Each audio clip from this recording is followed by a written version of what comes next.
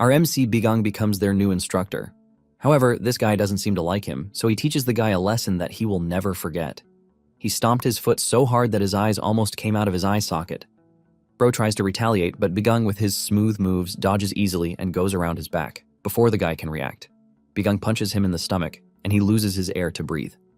Of course, our MC is not some asshole who just wants to beat up some kid.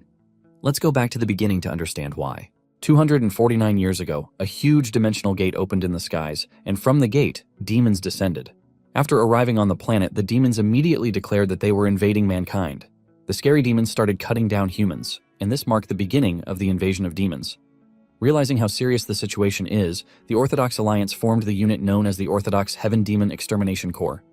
The created unit declared that they would be wiping out the demons, and 3 days after this, they ran into the demon troops in Manhwa. This doesn't end well for the humans, as they are all wiped out by the far superior demons.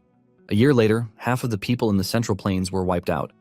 Then the Orthodox and unorthodox martial artists worked together to form the last line of resistance in Sichuan. The battle was so intense that it lasted over half a month, but in the end, 90% of the resistance army was wiped out.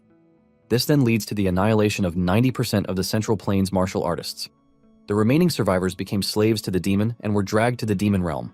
Among those who were dragged to the demon realm is our MC, Bigang. 5 years after this, something shocking happens to our MC.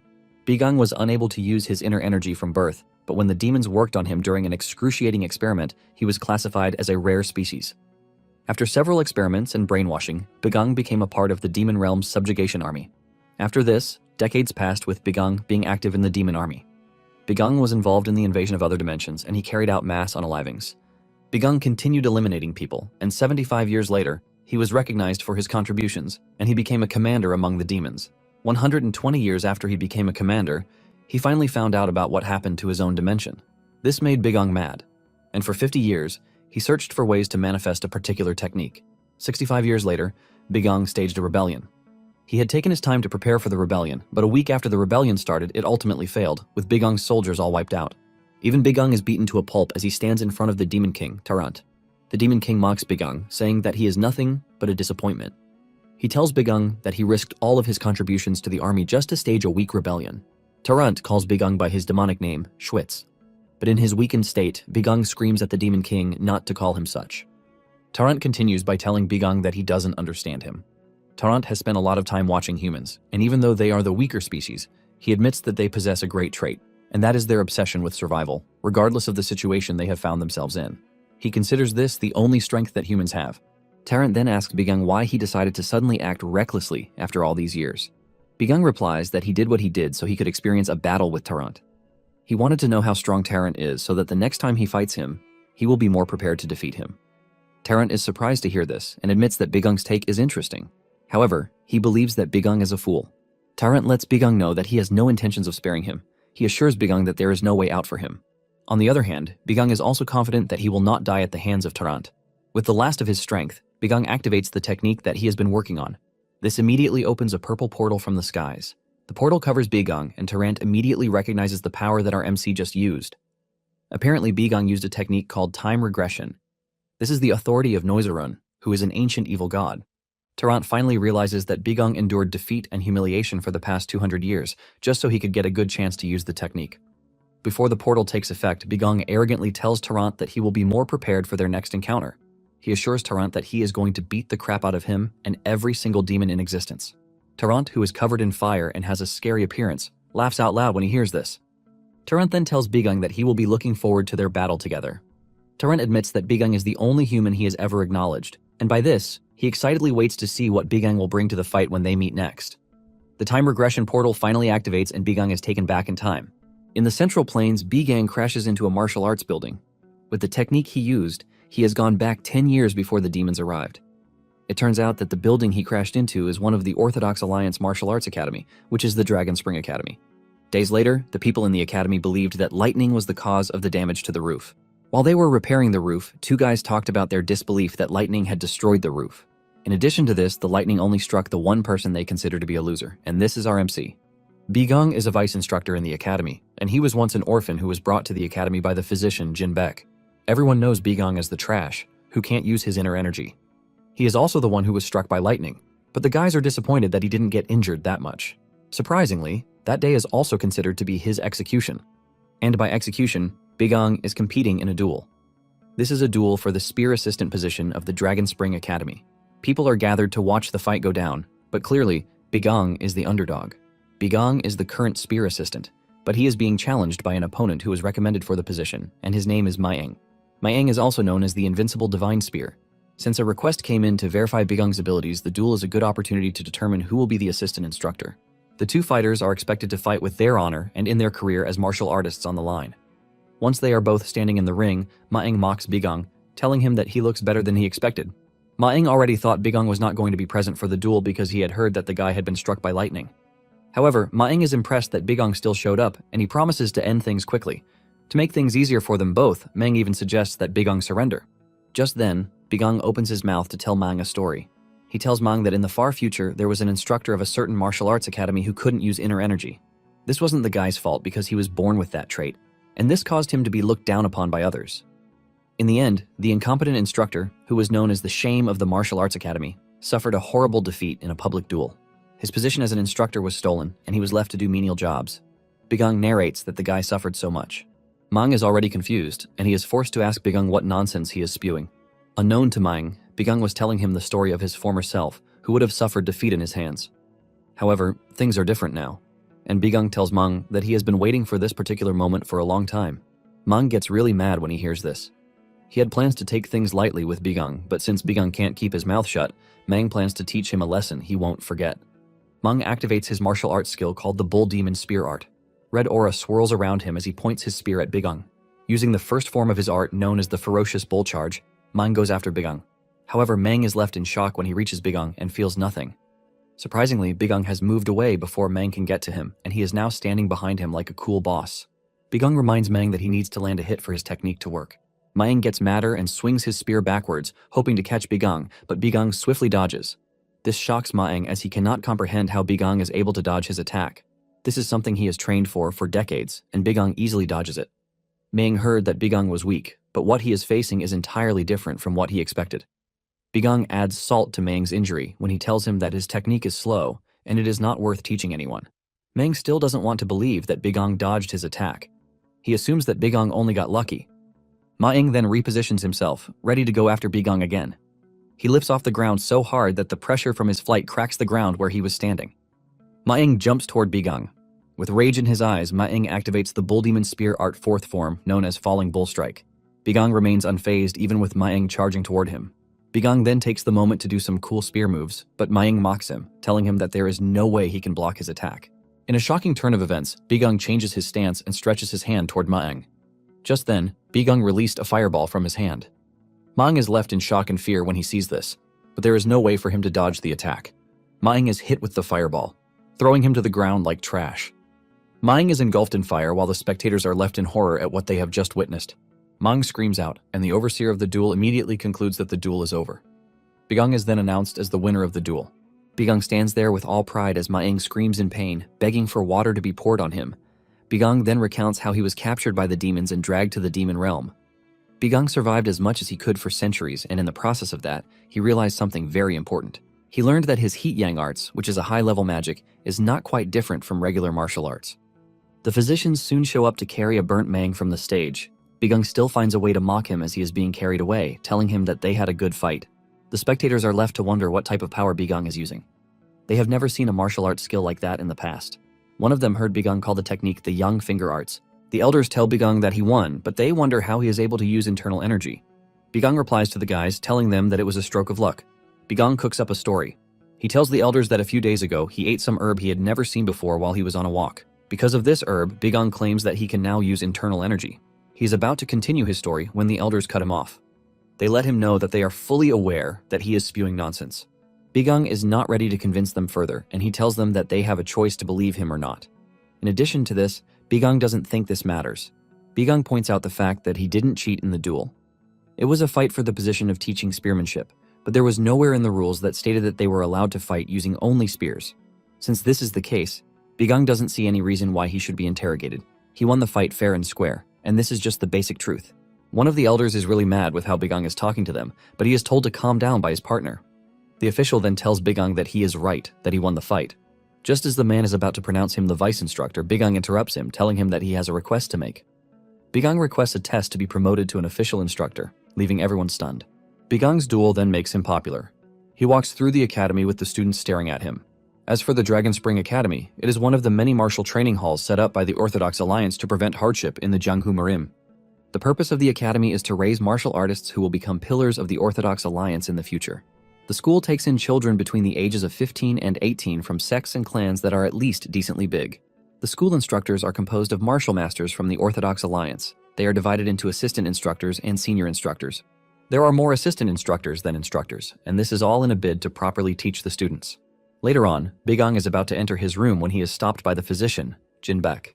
He asks Bigang how he is able to suddenly use internal energy. He wants to know what Bigang has gone ahead and done. Bigang then replies that it is nothing but a stroke of luck, as he has said before.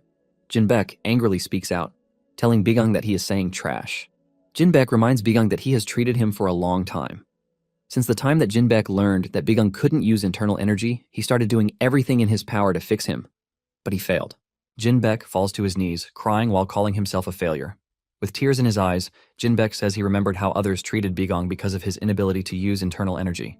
Jinbek starts to apologize, and Bigang smiles when he realizes that the old man hasn't changed at all. Apparently, Jinbek is like a father to Bigang.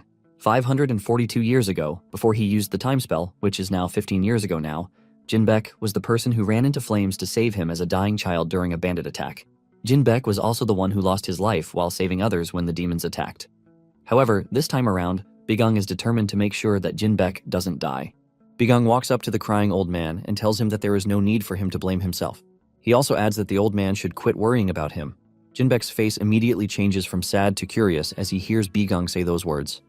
Bigang begs Jinbek to trust him because he is going to resolve all of their problems henceforth. That night, Bigang runs an assessment on himself while he is alone inside his room. He realizes that the time spell he used has caused him to lose 90% of his mana. The best magic he can use right now is the 4th circle, which is quite disappointing because he had previously reached the 8th circle, and this took him centuries to achieve. However, Bigang comes to the realization that he needs to be grateful for the fact that he still has some mana left in him. Bigang then remembers his time in the demon realm yet again while affirming the fact that he is back from hell, called the demon realm. He has been able to reverse the history of Jiangmurim to when the demons had not yet invaded. Even with this, Bigang knows that the demons will still invade 10 years from now. If the demons invade, the realm will fall. But thankfully, Bigang still has his 300 years worth of memories, and he plans to use this to alter everything. Bigang still has information on the demon army, such as the kind of magic they use, the artifacts and weapons that they prepared for the invasion, and most importantly, he knows how to take down the demon king, Tarrant. Moments later, Jinbek comes into Bigang's room. He tells Bigang that the Vice Academy Master Cheon Samyung is looking for him. Bigang is surprised that they are looking for him so late in the night, and the fact that Jinbek was the one sent to deliver the message. Jinbek tells Bigang that he doesn't mind, but lets him know that he is worried about him. Jinbek knows that Bigang is being summoned because he requested a promotion. The man urges him to be careful because the test will be hard. In addition, Samyung was the one who recommended Maeng. Since Bigang was able to easily defeat Maeng, Jinbek knows that Samyung probably hates him. Jinbek then asks Bigang why he suddenly decided that he wants to be an official instructor. Bigang replies that this is his first step to fixing the academy. Bigang puts on his clothes and then heads to the office where he has been summoned. Apparently, the Dragon Spring Academy was once a renowned academy. It was considered to be the best out of the top 3 orthodox martial academies. However, 2 years ago, the academy's master, who is also one of the top 10 martial masters, suddenly disappeared. Because it was hard to replace the man, the academy searched for him for 2 years, but yielded no results. Due to the disappearance of this skilled master, the academy lost its fame. Bigang finally arrives in the room where Samyung and the other officials are waiting for him.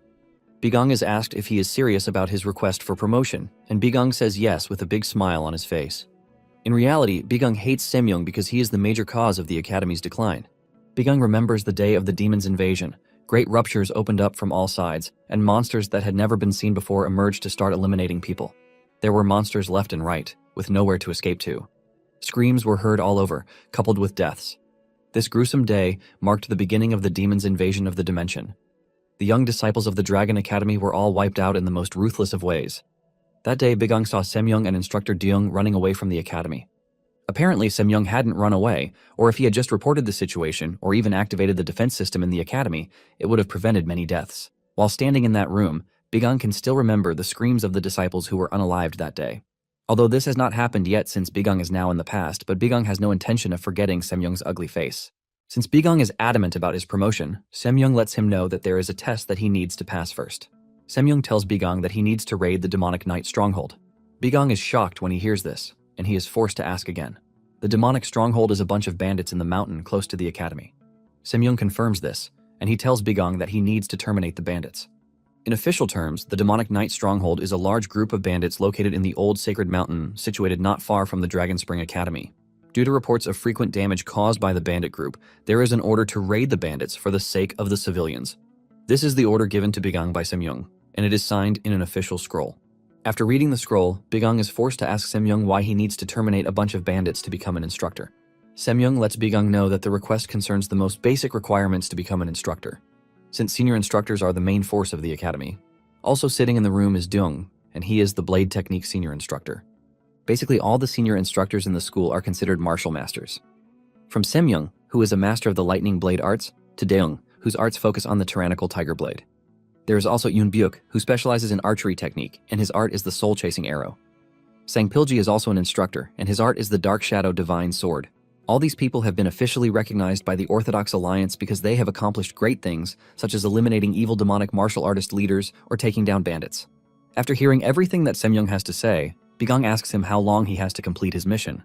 This gets Deung mad as he considers Bigong an arrogant kid, but Semyoung calms his partner down. Semyoung then tells Bigong that he has 2 weeks to complete the mission and even a day's lateness will not be tolerated. Bigong smiles when he hears this. He tells them that he doesn't need 2 weeks because he is going to complete the mission in 3 days. The level of confidence that Bigong has shocks the instructors, especially Deung. After Bigong leaves the room, Deung asks Semyoung if he truly has plans to promote Bigong. However, Semyoung tells Deung that he shouldn't worry himself. He assures Deung that Bigong will not be coming back alive. Deung gets curious when he hears this, and he asks Semyoung what his plans are. Meanwhile, Bigong is already on his way to the mountain. He is using the magic spell Haste to move faster. Bigong is not a fool, as he knows what Semyoung is planning for him. Bigong remembers that it was around this time that the Forest Alliance began to rise in fame.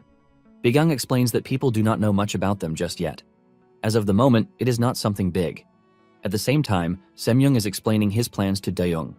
He tells Deung that the head of the alliance is a peak realm martial master. His name is Master Ah Gugyeom of the demonic knight stronghold. Semyoung says Gugyeom is no ordinary bandit leader, and even the Orthodox know this. In truth, he was a former leader of an unorthodox sect called the Heaven-Destroying Sect. He was betrayed, and people believed that he died in the hands of traitors a few years ago. However, he survived, and he later tracked down those who betrayed him, and he wiped them all out. Because of how cruel his revenge was, the unorthodox Murim put out a bounty for his head. Since then, Gugyeom has been hiding, but he recently came out, and he is in the area. After hearing all of these, Deung is shocked, and he asks Semyoung how he knew about what he just told him, but Semyoung dodges the question, regarding it as unimportant. Deung is still worried that Bigong might make it back alive because he displayed something extraordinary during the duel. Semyoung assures Deung that what Bigong is going to face is not a duel, but a real-life situation. And because of this, Semyoung is confident that Bigong is not coming back. Meanwhile, Bigong has reached the mountains. He admits that Gugyeom is not on his level at the moment, since his fourth circle magic will not be able to defeat him. However, Bigong has something else in store for the problem. He plans to increase his mana before facing Gugyeom. After all, his experience and knowledge are already in the 8th circle. Bigong then uses his search magic to locate something crucial to what he is planning. He makes his way to what seems like a regular cliff, but it is not. The cliff is nothing but a barrier made from mana. Bigong smiles when he realizes that he is in the right place. And no one could have imagined that something of great importance was being hidden right there in the central plains. Bigong steps into the barrier and enters what seems like a cave. Sitting in front of him is a shining object. The object is none other than a special grade mana stone. Apparently, the mana stone was carefully placed there by the demons. Since the demons know that they are going to invade one day with the use of interdimensional travel, they come to the realm and secretly plant equipment they will need in the future. The mana stone is the source of their power, and it also recovers the demons' mana. The stone is basically useless to humans, but thankfully, Bigong is not on a human level again. Bigong touches the stone to absorb the energy from it, and this releases an energy explosion that shoots out of the cave. That night, Gugyeom and his men are seen searching the mountain. After searching for some time, one of his men tells him that there is nothing on the mountain, but Gugyeom tells him to shut up and search thoroughly. Apparently, because of how skilled and experienced Gugyeom is, he was able to feel the energy explosion from when Bigong used the mana stone.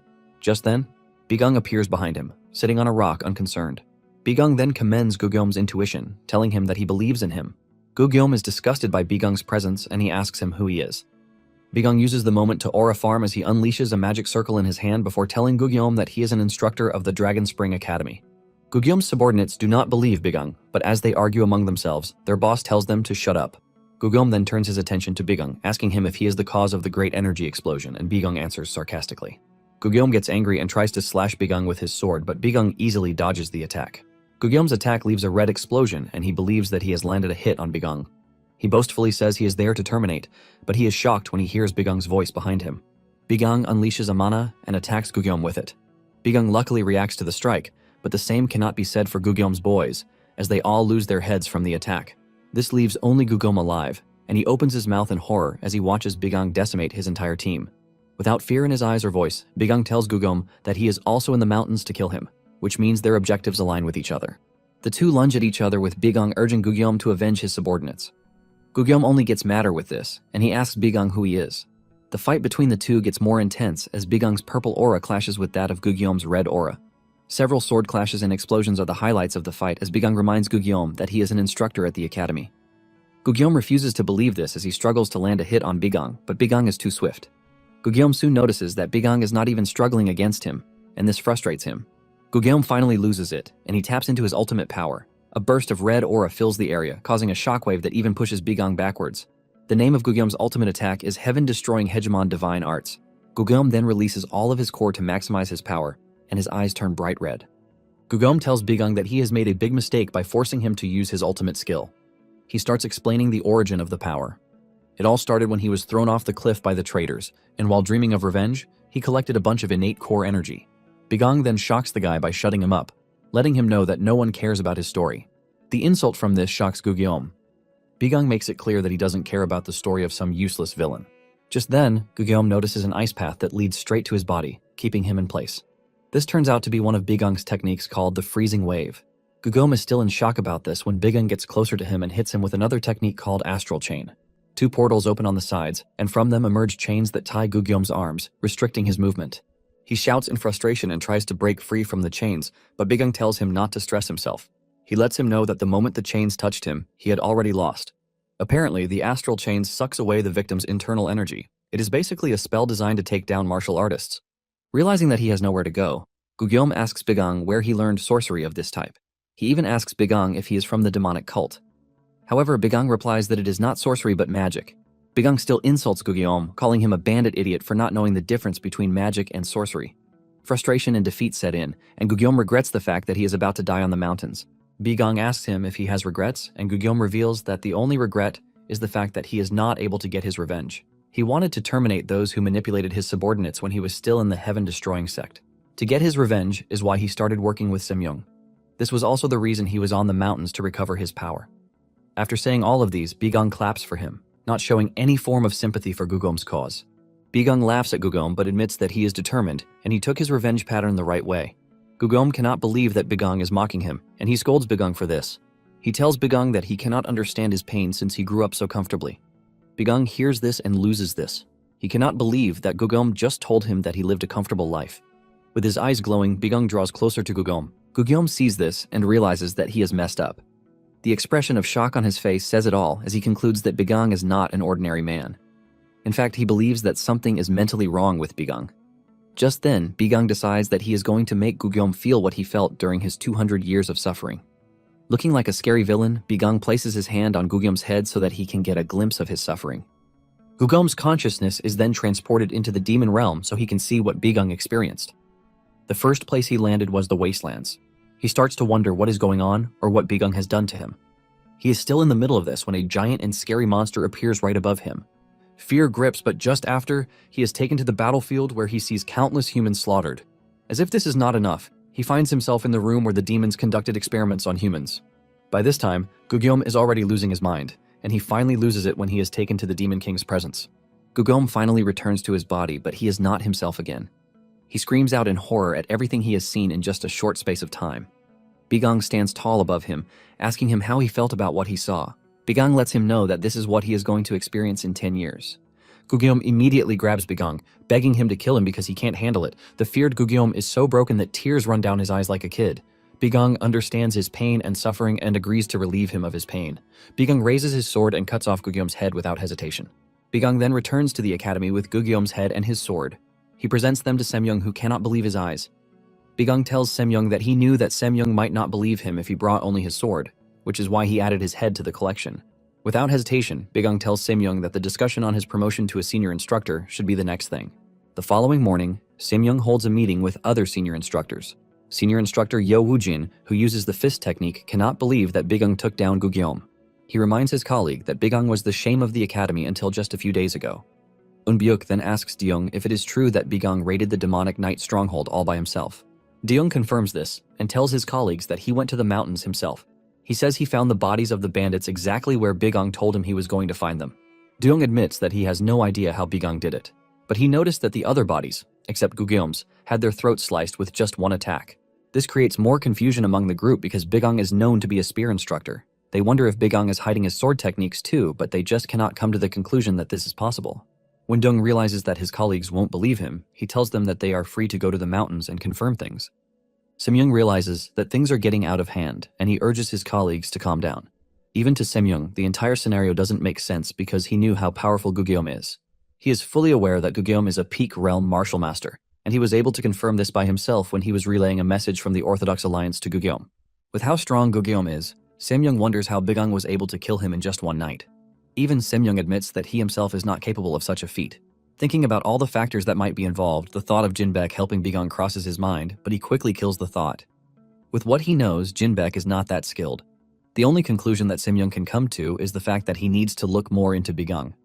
Semyoung then asks Deyoung if he can get in touch with the Ghost Shadow Manor.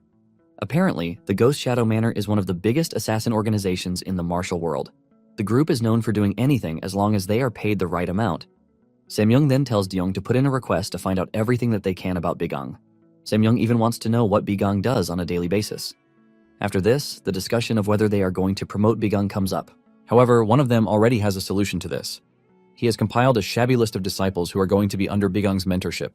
They all laugh when they see the list, and they commend their colleague for coming up with such a brilliant idea. They believe that Bigang is going to quit even before the Ghost Manor is able to do their thing.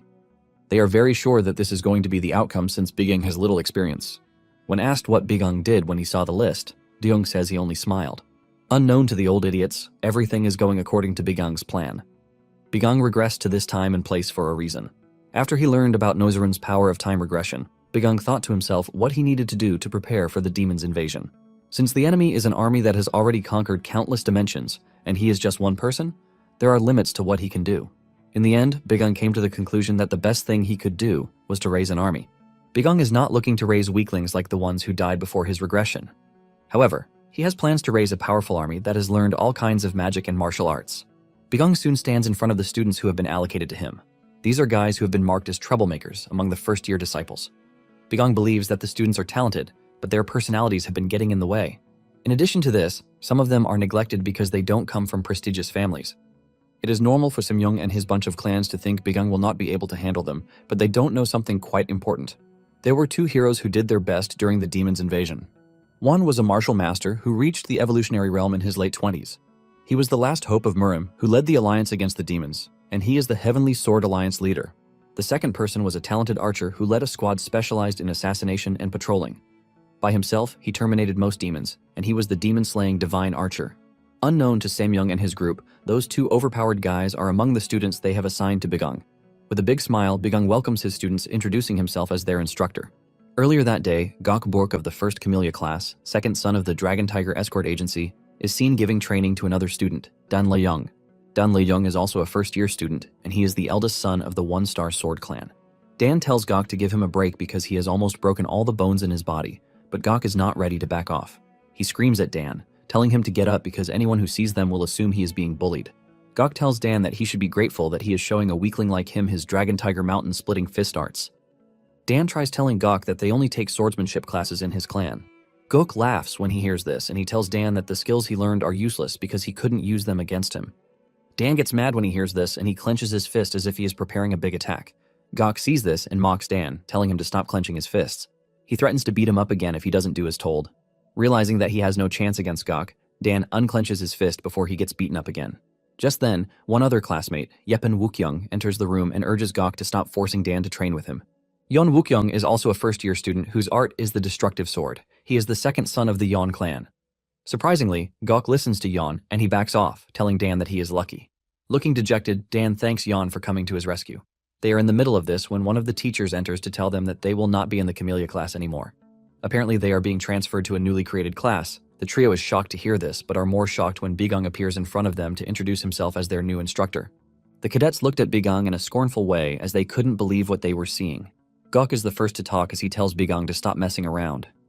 He can't believe that they have had to move classes on short notice, but they will also be receiving instructions from an incompetent teacher. Gok continues ranting until Bigang speaks up, telling him that his choice of words is quite bad. He reminds Gok that he is an instructor, but Gok doesn't care about this. Gok tells Bigang that he doesn't care about whatever strings he had to pull to become an instructor, but he has no plans to learn under him. Bigang realizes that Gok is not ready to stop talking.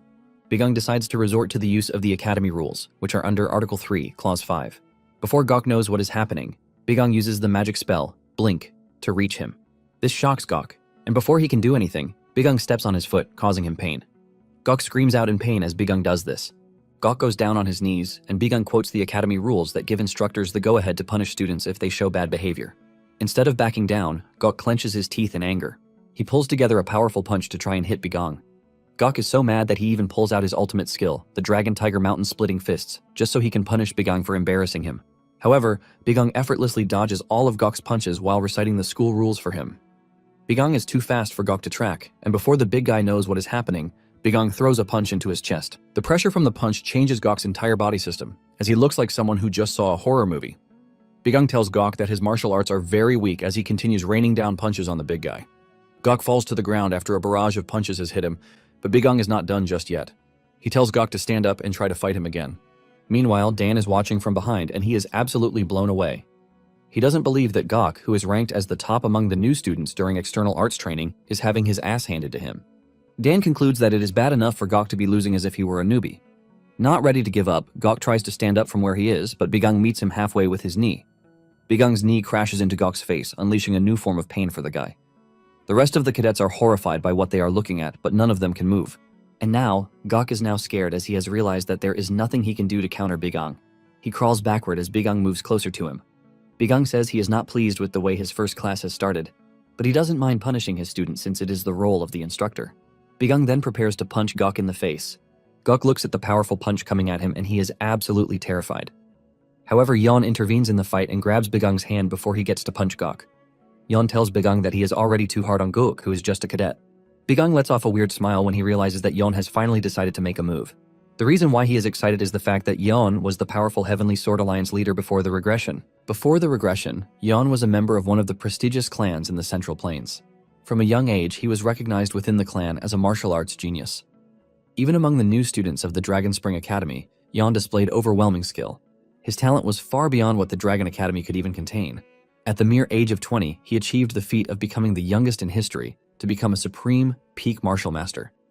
He was also ranked among the top 10 martial masters of the Orthodox Alliance. Originally, Yon was supposed to live a brilliant life, but the demons came. From the early stages of the demon invasion, he participated in more battles than anyone else. But not long after this, his clan became the target of concentrated attacks from the demons, and the clan was wiped out. All members of the clan were wiped out, except for him. After this, Yon didn't collapse into despair or depression like others. Yon picked himself up and traveled across the Central Plains, fighting countless battles against demons. He gathered survivors and formed an allied force that transcended both Orthodox and unorthodox sects. Even in such a hopeless situation where everything was against him and his army, he led the remaining martial artists in a desperate final resistance. Bigang still remembered how powerful and glorious Yon was. Yon always charged to the front lines of the battlefield, and whenever he unleashed his dazzling sword energy, even massive demonic beasts that seemed to be the greatest were all taken down in an instant. Without a doubt, Yon was considered the hero and final hope of the Central Plains. However, now, he is just another noble brat who is from a prestigious clan. Bigang pushes his hands off, and Yon admits that what Bigang is doing is quite amusing. When Bigang asks him what he means by this, Yon reveals that he is surprised that an assistant instructor who couldn't use internal energy until recently has suddenly gotten strong. Yon knows that this is unexpected, but he is not thrilled with the fact that Bigang is using his newly acquired power to show off in front of cadets. Yon considers this nothing but pathetic. Even Gok is looking all bloodied and ashamed. Yon then asks Bigang if he suddenly got strong due to one of those so-called fated encounters. Bigang is surprised that Yon can even have an idea of what that means. Yon understands that Yon is curious to know, and he promises to tell him if he obediently follows his training from that moment. Shockingly, Yon says he is not interested. Yon complains that he doesn't know what kind of trick Bigung pulled to change the class rosters, but he plans to submit a formal complaint to the academy. Yon turns around to leave after telling Bigung that he has no interest in learning from someone who is filled with arrogance after hitting a lucky stroke of fortune. As Yon walks away, some of the talented students, including Gok, follow Yon. Just then, Bigung does something interesting. He tells Yon that he is wrong for running his mouth like he is special. In addition to this, Yon is acting almighty, believing that he has nothing to learn from him. Yon then places his hands on Dan's shoulders. He tells Yon that he is going to train Dan, and in just 10 days Dan will be able to defeat Yon. Dan hears this and sweat drips down his face. Yon also hears this and turns back to look at Bigung. He demands that the guy repeat himself, and Bigung doesn't hesitate. He boasts in front of everyone that in just 1 week of training, the weakest among them, Dan, is going to be able to take down Yon in a fight. Dan cannot believe what he is hearing, and before he gets the chance to protest, Bigung covers his mouth.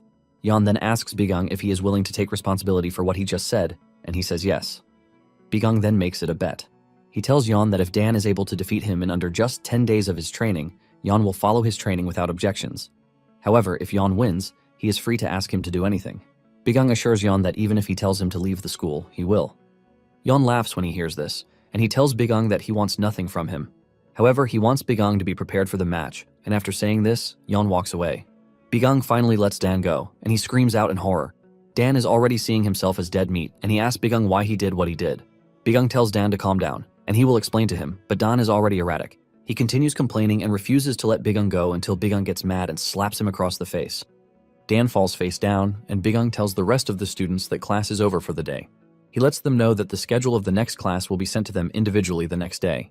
The students walk away, wondering just what is happening. Meanwhile, Dan is still on the floor, thinking about what Bigung has gotten him into. Bigung reminds Dan that all he has to do is win. However, Dan recounts how his first public spar went. In his first spar after he enrolled in the school, the first person he went up against was Gok, and he was brutally defeated. After this, Gok tormented him every day. However, this same Gok, who is considered to be a monster, went up against Yon and was utterly defeated. Gok was so badly beaten that he couldn't even land a single hit. Bigung admits the fact that Yon is strong because his martial arts talent alone is truly one of a kind. Since Bigung knows how proficient Yon is, Dan asks Bigung why he still had to set him up. Bigung then tells Dan that he has nothing to worry about. He assures Dan that he is stronger than Yon, but he just doesn't know it yet. Apparently, before the regression, he was the demon-slaying divine archer. Dan still doesn't know why he has to challenge Yon in a spar. Bigung tries explaining to him that it is simple. He has to fight and defeat Yon to help prove his abilities as a teacher.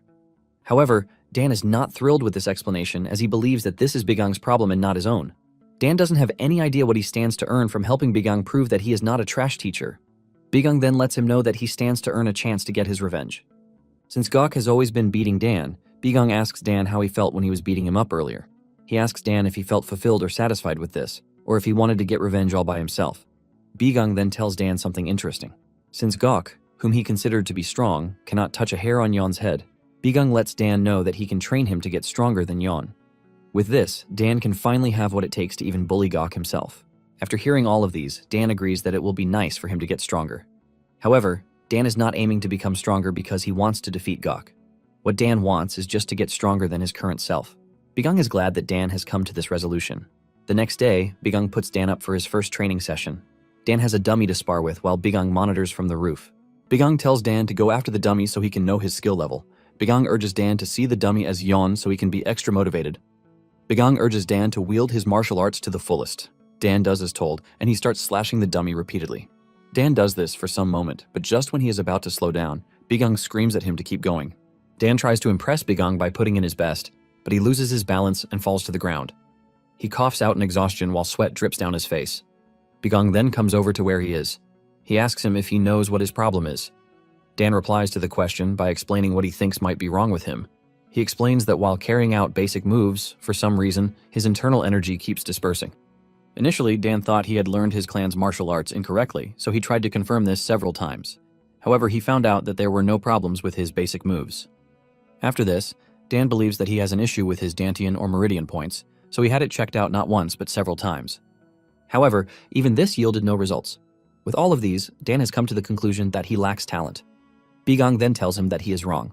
Bigung reveals something that Dan never thought of before. He tells him that his Meridian points spread further than others. Dan is shocked when he hears this, and he asks Bigung to explain further. Bigung repeats that Dan was born with his Meridian points more spread out in his mind than most people. On a regular day, this is considered to be a rare constitution that has more advantages than disadvantages. However, since Dan is still young and he lacks the internal energy, Bigang lets him know that all martial artists must discharge their internal energy created in their dantians through their meridian points. However, Dan has wider meridians compared to others and a little amount of internal energy, which is why his internal energy's power doesn't focus properly. In addition to this is why his internal energy keeps dispersing. Dan is shocked to hear this, as this is the first time he has heard something like this. Bigang doesn't blame him because he only heard it by chance before the regression. Staring at Bigang, Dan starts to feel something different in the air. He believes that there is something more to Bigang than he is letting off. Bigang then mentions that he will end the explanation there. Since they now know what the problem is, the next step is to fix it. Dan is even more shocked when he hears that there is a way to fix his problem. Bigang assures him that there is a solution, and in fact, it is a simple one. Bigang says that compared to other people, Dan lacks power because of his wide meridian points, which means he can resolve this by increasing the amount of internal energy that he has. Dan takes his stance again and stares at the dummy more seriously this time around. Bigang tells him that since they can't increase his internal energy in such a short period of time, he will teach him only one method that he can use. Bigang says Dan should keep gathering internal energy, which he will keep right until he starts his basic moves. And once he has gathered enough, he's free to unleash his power. Dan follows every bit of Bigang's instructions, and for the first time, Dan locks in. He dashes toward the dummy, and in a surprising moment, he cuts down the dummy pretty easily. With Bigang's method, Dan is able to display his true power for the first time.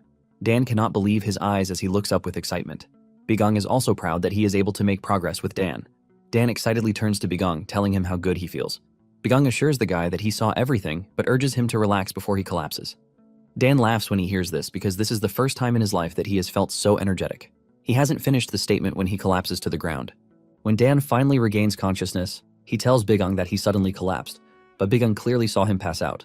Bigang then asks him how he feels, and Dan confesses that he has no strength left in his body. Bigang then tells Dan that what he is feeling is just a minor side effect from him channeling his full power for the first time. Since Dan has never used his meridians too well in the past, his body couldn't adapt in such a short time, which resulted in him passing out. Bigang mentions that Dan has nothing to worry about because the side effects will naturally go away after a few months. Dan hears this and heaves a sigh of relief until he properly processes what Bigang told him.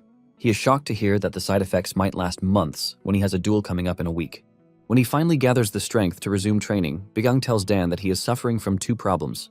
Bigang explains that whenever Dan unleashes his technique with his stored energy, all the inner energy he has gathered up until that moment will be consumed with just a single strike. Because his body cannot withstand the blowback, Dan faints. Adding to the problem is the fact that Dan's energy core is also too small for him to store energy ahead of time, and he can't even sustain it for long. And if Dan tries to force himself to do that, he wouldn't just collapse, he would risk going into energy deviation, which is totally forbidden. After the explanation, Bigang asks Dan if he understands, and he says yes. However, Dan is worried about the staff that Bigang is holding in his hand. Bigang then continues his explanation. He tells Dan not to mind the small stuff and instead he should think about it. Bigang lets Dan know that he can actually start storing up energy after the duel begins. He asks Dan how long it took him to gather his energy when he took down the dummy, and Dan says 7 minutes. Bigang is not impressed with this because he doesn't see Dan holding out against Yan for 7 minutes. Bigang then reveals that there is only one solution to the problem, and Dan dodges like hell until he has successfully gathered his energy. Dan finally realizes why Bigang has staff with him. Bigang comes after Dan with the aim of hitting, but he manages to dodge the attack. Bigang doesn't stop, and he comes after Dan again. He tells him to forget about the attack and just focus his attention on gathering energy. Bigang makes it hard by using the illusion spell to make himself appear more than once. Dan fails to dodge this time, and he gets smacked in the head. This hurts Dan, but Bigang tells him to stop whining because he didn't even use any inner energy against him. He then urges the boy to stand up so that they can continue training. Dan is beat up, forcing him to talk trash about Bigang's training method. Bigang then gets serious with him. Bigang asks Dan if he thinks he is bullying him. Bigang continues by telling Dan that his problem has already been identified, which means the next step is a solution. Bigang gets brutally honest with Dan when he tells him that he has no chance of touching Yan if he doesn't improve himself within the space of 1 week. Bigang admits that the training is painful and hard, but he considers this the only way Dan is going to have a chance to prove himself to others. Bigang's words are able to reach Dan, and this is enough to motivate him. He gets off the ground, apologizes to Bigang, and tells him to continue the dodge training with him. He assures Bigang that he can endure a whole day of the training if that is what is going to take for him to be better. This is just something that Dan said to Bigang out of excitement, but deep down, he is scared that he doesn't have what it takes. Bigang is happy to see that Dan's motivation has returned. Bigang rearranges his shoulder while telling Dan that he will have to endure the training non-stop for the entire week. Before Dan even knows what is happening, Bigong charges toward him, leaving Dan in tears. A week later, it is time for the duel. Yon and Dan step into the ring to battle while other students and teachers are present to witness it. Yon looks cool and confident, while Dan has bruises all over his body, but he has the aura of a changed man. Most of the students do not believe in Dan. They are confident that Yon is going to blitz him early in the match. Some believe that Dan might hold out because they saw him practicing but getting smacked around by Bigong the entire week. Even Gok is in the stands, and as expected, he doesn't think Dan has a chance. He says Dan should have just stayed quiet in a corner rather than causing them problems. In his thoughts, Gok is mocking Dan for believing Bigong's words. Gok is confident that Yon will trash him really hard. Before the duel begins, Yon tells Bigong that he has changed his mind. Previously, he said he didn't want anything if he won, but now he wants something. Bigong tells him to proceed with his request, and Yon lets Bigong know that he would like him to leave the academy if he wins. As expected, Bigong accepts the deal and also reminds Yon that if he loses, he will have to follow his instructions to the letter. Bigong then tells Yon to focus on Dan and not him. Talking about Dan, he looks totally different from his usual self. Bigong then reads out the rules. He tells them that victory will be determined when one side either forfeits, loses consciousness, or drops their weapon. In addition to this, any lethal or life-threatening strikes are forbidden. Since Bigong is the judge, he tells them that he will be the one to make the final call. Once everyone is in agreement, Bigong starts the match between Dan and Yon. Just as the fight begins, Dan suddenly feels his arm torn off. This shocks him as he doesn't see Yon move from where he is. He then hears Yon telling him to surrender. It turns out that what Dan just felt is Yon's murderous intent and not Dan's actual presence. Dan realizes that Yon could have torn him apart if he really wanted, but the guy wants him to surrender without getting hurt. This gets into Dan's head, and he starts to shake. He doubts himself, wondering what pushed him to take on the strongest guy in his class. To make things worse, Dan realizes that he only has a week of training. Dan looks around and spots Bigong staring at him. With the way Bigong is looking at him, Dan gets the feeling that he is going to get whooped if he loses the fight against Yon. Dan then reminds himself of the real reason he started the fight. He remembers that he wanted to become stronger than he currently is. This was his vow a week ago, and now, he is ready to uphold it. Yon notices that Dan is not ready to back down, and he calls him an idiot, telling him that he already gave him a chance to leave without getting hurt, but he didn't take it. Yon then lunges at Dan with a very powerful strike, but to everyone's surprise, and even Yon's, Dan is able to react just in time to block the attack. The pressure from the strike pushes Dan back, and he realizes that things could have gotten worse than he anticipated. The chi he collected prior to the attack almost got dispersed. Not ready to play around with Dan, Yon activates one of his scary techniques, the Berserk Dragon's Rage Torrent. Even Dan sees this and knows that he is in trouble. Yon comes at him with a swing, but he manages to dodge it yet again. Even though he dodged it, Dan can feel just how powerful the chi from the attack is. Yon takes another swing, but Dan dodges yet again. Dan starts getting confident with the belief that he might actually have what it takes to dodge Yon's attack. Everyone watching is shocked at what they are witnessing inside the ring. Even Yon now realizes that Dan's 1 week of training isn't a waste. Yon then uses another technique, the Twin Dragon Fang Severance. This makes Yon's appearance look as if he has become two. He comes at Dan, but to Dan, he just remembers when Bigong used the illusion spell to split himself. He realizes that Bigong has already prepared him for the occasion. Thanks to his training with Bigong, he is able to dodge Yon's attack yet again. He leaps above Yon and lands behind him with sweat dripping all over his body. Yon is not ready to give Dan a break, as he comes after Dan immediately. Dan dodges the attack, but Yon just keeps coming. This scares Dan as he realizes how fast Yon is. He is not only fast, but he is also precise. However, Dan realizes that he is going against one of the best swordsmen in the Central Plains, and he is not supposed to expect any less. Even with this conclusion inside his head, Dan still pushes himself forward, telling himself that he has what it takes to dodge Yon's attacks too. Dan figures out that the sword technique that Yon is currently using to hunt him down is the same one that Bigong has been using against him the entire week during training. Since he is already familiar with every move, every sudden change and pace, Dan continues to dodge. At some point, Yon is forced to back away after failing to register even a single hit. The students refuse to believe their eyes when they see Yon backing away from Dan. Argument ensues among the students as they try to figure out what is currently happening in the duel ring. Some assume that Yon is acting, but others dispute this because the Yon they know will never consent to acting out a duel match. Meanwhile, Yon is at the edge of the ring, trying to figure out what is happening. He grabs his sword tightly again and suddenly tells Dan that he is sorry for calling him an idiot. This shocks Dan, but Yon continues. Yon admits that Dan has learned a lot within the last week. Yon says he doesn't know how Dan figured out the Supreme Heaven-Severing Sword, and he starts to prepare another attack. Dan's face lights up in shock when he sees what Yon is doing. Yon spins his sword, and suddenly, a blue wave surrounds him, making him look really dangerous. The new technique Yon just used is the Fierce Dragon Annihilation technique, and he tells Dan that he is going to admit defeat if he manages to dodge this technique too. The wave buildup from the sword technique gets so high that it starts to scare the people who are even watching from the stands. They have never seen a sword technique like that before, leaving them to wonder what sort of strange technique it is. In a surprising and shocking turn of events, everyone watches as Dan walks toward the blue tornado. All of them keep asking themselves where Dan is going, but Dan just continues toward Yan as if he has lost all sense of fear of him. The night before the duel, Dan looks totally battered and weak. Bigung then commends him for his training so far, telling him that he has been dodging so well, which means their mission might actually be possible. Excitedly, Dan asks Bigung if everything he has learned will allow him to dodge all Yan's attacks, but Bigung says no. This shocks Dan, but Bigung explains that Yan is no fool. He explains to him that to that point Yan would be underestimating him, but if he continuously dodges his sword strikes, he will have no choice but to set up countermeasures. Bigung then mentions that Yan would have no choice but to use his greatest technique if Dan manages to make it to the end. Bigung then shows Dan what the technique looks like. He explains that the technique makes it seem like a fierce dragon is materialized, and it is a martial art that creates massive sword chi. Bigung then shocks Dan when he lets him know that he has no chance of dodging the attack. Bigung mentions that it is quite pointless to try to jump or move back in an attempt to dodge the attack. Bigung explains that the attack will just grow instantaneously and swallow the entire stadium. Dan is left stunned after hearing all of these, and he considers the sword technique practically unbeatable. However, Bigung tells him that he is wrong. Bigung confidently says there is nothing unbeatable in the world. He continues by explaining that the technique, which is a storm of chi, might look perfect, but it is not. Generally, the Fierce Dragon Annihilation technique is a martial art designed to annihilate the majority of the enemies who get scared by its incredible force or even try to run away. Bigung lets off a wicked smile when telling Dan that there is only one way out of the situation, and this is if Dan keeps moving forward. And during the fight, this is what Dan does. Even though all odds seemed against him, he stepped into the storm.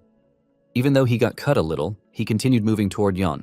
Bigung had already prepared Dan for every possible outcome. He already told Dan that Yan would immediately react to the fact that his technique has been exposed.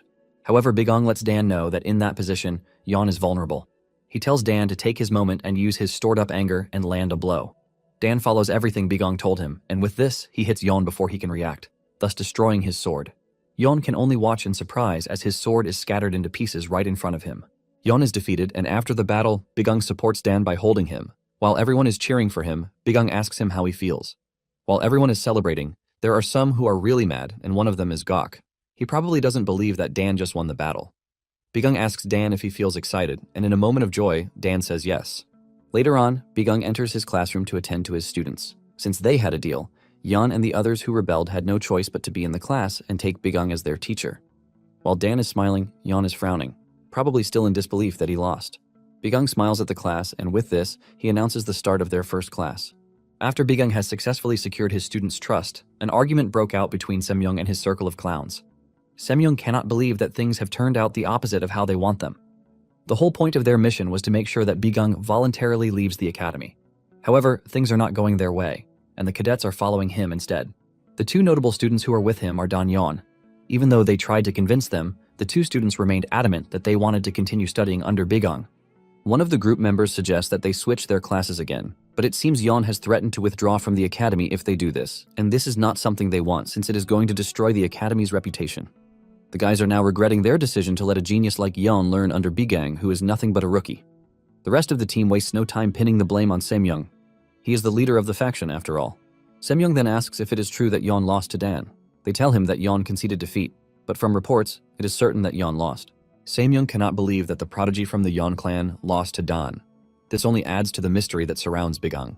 Semyoung then comes to the conclusion that they cannot leave Bigung unchecked. Just then, it dawns on him that they actually submitted a request to the Ghost Shadow Manor and they haven't heard from them. Semyoung is mad about not getting a response from the organization, and he angrily calls them a bunch of mercenaries who act high and mighty. Suddenly, Semyoung hears a voice telling him to be careful with his choice of words. Everyone in the room is thrown into panic as they wonder who is talking to them. Semyoung demands to know who is there, but the voice tells him that he is asking a foolish question. Unknown to him, there is a scary ninja behind him. Semyoung cannot believe that even with the level of his experience in the martial arts world, he couldn't sense the presence of the person talking to him. Just then, the ninjas finally reveal their presence, and they turn out to be from the Ghost Shadow Manor. With a commanding tone, the ninja leader, Ghost Shadow 1, demands to know more about the target, Bigung. He is then given a portrait of Bigung to give him an idea of who the target is. After they leave the room, Shadow 1 holds a meeting with his subordinates, Shadow 5 and Shadow 7. They are surprised that Semyoung and his guys are willing to pay a huge sum to conduct an investigation on one of their own. This makes the situation ironic because the Academy is always acting all virtuous to outsiders. Shadow 5 then speaks out of turn, saying they are not so different from the corrupt guys because they also scavenge on dirty funds. Shadow 1 gets angry and reminds Shadow 5 of what their mission is. Apparently, they have sworn to do whatever dirty tasks they can until they find a certain someone and serve him. Shadow 5 apologizes for speaking out of turn, and his boss lets it go. He then tells him to focus on the mission. The question to investigate Jin Beck comes up, but Shadow 1 tells his guy to focus on the target, Jin Beck, in the meantime. Shadow 7 asks his boss if he believes the myth that Bigung had a fated encounter, but Shadow 1 tells his subordinates not to believe such a rumor. Shadow 7 finds it hard to let the stuff go. He mentions that Bigung could not use inner energy until recently, but suddenly he became a martial arts master. He believes that there is something hidden behind the scenes. Just then, the thought of Bigung having secret and powerful backers came up. They assume that Samyung and his circle already know this, which is why they hired them to investigate. Shadow 1 suggests that Bigung might be dangerous than they actually think, and he urges his guys not to allow anyone to catch a trace of them. Shadow 7 boastfully reminds his boss that no matter how strong Bigung is, there's no way he can detect the stealth techniques of the Ghost Shadow Manor. With this confidence in mind, the ninjas begin their task. Later on, Jin Beck and Bigung are seen discussing outside. Jin Beck mentions that Bigung's name is already spreading through the school. Jin Beck is worried about Bigung, telling him that there are people who have started making moves against him. Bigung understands this and tells Jin Beck that jealousy and envy always follow the path heroes walk, so he has nothing to worry about. Jin Beck mentions how glad he is that Bigung actually had a fated encounter because things have changed for him. Jina Beck says things would have been bad if Bigung had lost the duel against Maying, since Samyung was trying his best to get rid of him. Upon hearing this, Bigung recounts what happened before the regression. He actually lost the fight against Mang. He was then stripped of his position as assistant instructor and demoted to menial labor. Unable to cope with the shame and embarrassment, Bigung ran away from the academy. Bigung wandered around with no purpose until he ended up becoming an escort warrior in an escort agency. Even though Bigung still lacked the knowledge to use inner energy, he poured his blood and sweat into training his physical techniques and spear fighting. After surviving numerous dangerous escort missions and attacks from bandits, Bigung eventually became a first-ranked escort warrior. Bigung then spends his next 10 years as an escort warrior. He traveled the entirety of the Central Plains, gathering a network of contacts and information in the process. Then one day, Bigung decided to stop at the Dragon Spring Academy for old time's sake, but this day was when the demons decided to attack. Remembering all of these, Bigung angrily picks up a stone and throws it forward. Jin Beck is shocked to see this, and he asks him why he suddenly threw a rock. Bigung claims that he saw an ugly frog and just couldn't help it. Jin Beck scolds him for trying to harm a harmless frog, but he reminds the old man that he used to catch frogs and feed them to him as medicine when he was younger. With this, Jin Beck couldn't defend himself. In a surprising revelation, it turns out that Shadow 7 and Shadow 5 are hiding exactly where Bigung threw the rock. The rock hit Shadow 7 in the face, causing it to swell up. 7 wonders if Bigung actually saw through their stealth, but 5 assures that it was just a stroke of luck. 5 tells 7 not to doubt the Ghost Shadow Manor's cultivation techniques over something that can be considered irrelevant. 7 agrees with 5, and the guy urges him to believe in himself. Since Bigung is already heading back to his quarters, the only thing they can do is to continue to surveil him. While in his quarters, Bigung comes to the conclusion that the first objective is now complete. He starts thinking about bringing another character who seems to be a girl. He wonders if it is the right time to bring her in yet. He is in the middle of this thought when Yeon enters the room. Yeon is surprised to see Bigung facing the door as if he was already expecting him. Bigung replies that he is aware that Yeon would already be restless, so in a way, he was already expecting to see him. Yeon can only wonder what sort of arrogant and disgusting expression Bigung has on his face. Bigung then asks Yeon why he has come to see him. After some moments of hesitation, Yeon finally talks. He mentions his duel with Dan and points out the fact that Dan was able to read all of his moves. Initially, Yeon took it as a result of Dan's training, but later realizes that it can't be. He realized that the movements were not just responses to his moves. It was as if Dan knew everything about his movement and the pathways of his technique. Yeon then asks Bigung if he was the one who taught Dan everything about his clan's sword technique. Yeon is also surprised that an outsider like Bigung knows about the destructive sword techniques that the Yeon clan uses. Bigung replies in a sarcastic manner, telling Yeon that his clan's technique is powerful and famous. This means anyone could have gotten wind of it, but Yeon is too smart to buy this. He tells Bigung that knowledge is not readily available for just anyone to acquire. Yeon berates Bigung for taking him for a fool, and Bigung commends him for not falling for his tricks. Bigung lets him know that he would have been disappointed if he did. Bigung then tells Yeon to be more honest with himself if he wants to become his disciple. Bigung is aware that Yeon is not only curious about how he knows the techniques of his clan. He confidently tells Yeon that he is aware that he also wants to know the flaws of the Supreme Dragon Heaven-Severing Sword technique. The technique was perfected years ago and has been passed down through the clan as a unique swordsmanship. This is why the swordsmanship is currently praised as the greatest sword art in the Zhongyuan. However, Bigang knows that Yan noticed something while wielding the technique as he grew up. Thanks to his wisdom, Yan was able to figure out that the technique is not actually impossible to beat since it has its flaws. Since he is the heir to the clan, he couldn't acknowledge this fact. When Yan hears all of these, he tries to act tough by telling Bigang not to look down on his clan's martial arts. However, Bigang tells him not to deceive himself, and he lets him know that in the near future, everything that seemed like it mattered, like status and the like, will not mean anything. Bigang then urges Yan that the only thing he should be concerned about now is how he is going to get stronger than he currently is. Bigang encourages Yan to push anything that might be a hindrance to the side and focus on getting stronger. After saying this, Bigang tells Yan that he will only discuss more details with him when he is finally ready. For now, Bigang urges him to follow his instincts. Just then, Bigang picks up his wooden pillow, and Yan asks him why he suddenly grabbed it. Bigang just tells the guy not to worry, claiming that it is not something important. Bigang then throws the pillow out of the window, saying there is an annoying frog outside. Later on, the three ninjas, using the cover of the dark, are spying on the compound from a distance. They are keeping an eye on Jinbek since he is the closest to Bigang. With the information that they have gathered, Jinbek is a normal medic who worked in Gamsu, but 5 years ago he became a physician in the academy. Jinbek is a capable medic, but there is nothing that shows that he has properly learned martial arts. Aside from this, there is nothing else that they know about the guy. Shadow 1 sees Jinbek as a regular person, but at the same time, he suspects that there is something more to know about him. Just then, Shadow 1 notices Shadow 7's disfigured face, and he asks him about it. Apparently, Bigang has been throwing things at him all day, leaving his face completely swollen. Shadow 1 asks subordinates if they were discovered, but 5 says no. After all, Bigang didn't react toward them. 7. On the other hand, believes that Bigang has discovered them. Shadow 1 angrily berates 7 for doubting his clan's technique, and he attributes everything that has been happening to luck. He urges 7 to endure a bit longer since he has experienced things far worse than this. With tears in his eyes, 7 concurs with his boss's comment. To prevent a repeat of what has been happening, the ninjas move into the garden. 7 threatens to terminate Bigang if something comes flying his way again.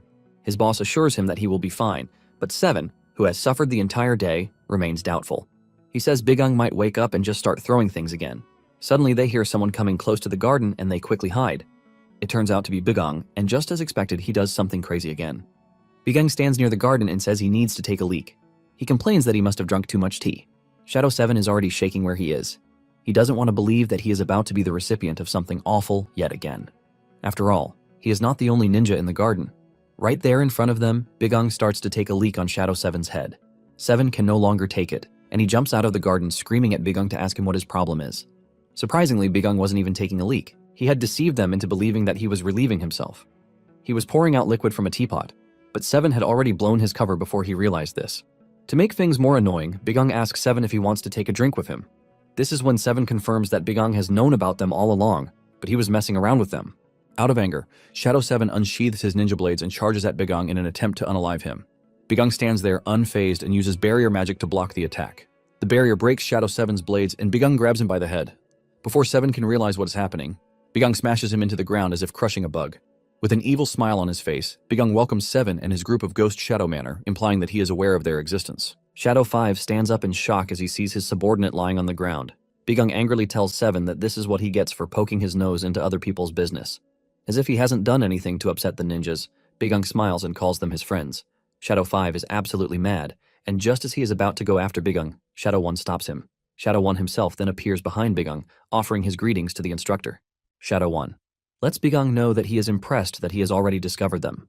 Bigang smiles and replies that he is the one and only Bigang whom they are searching for.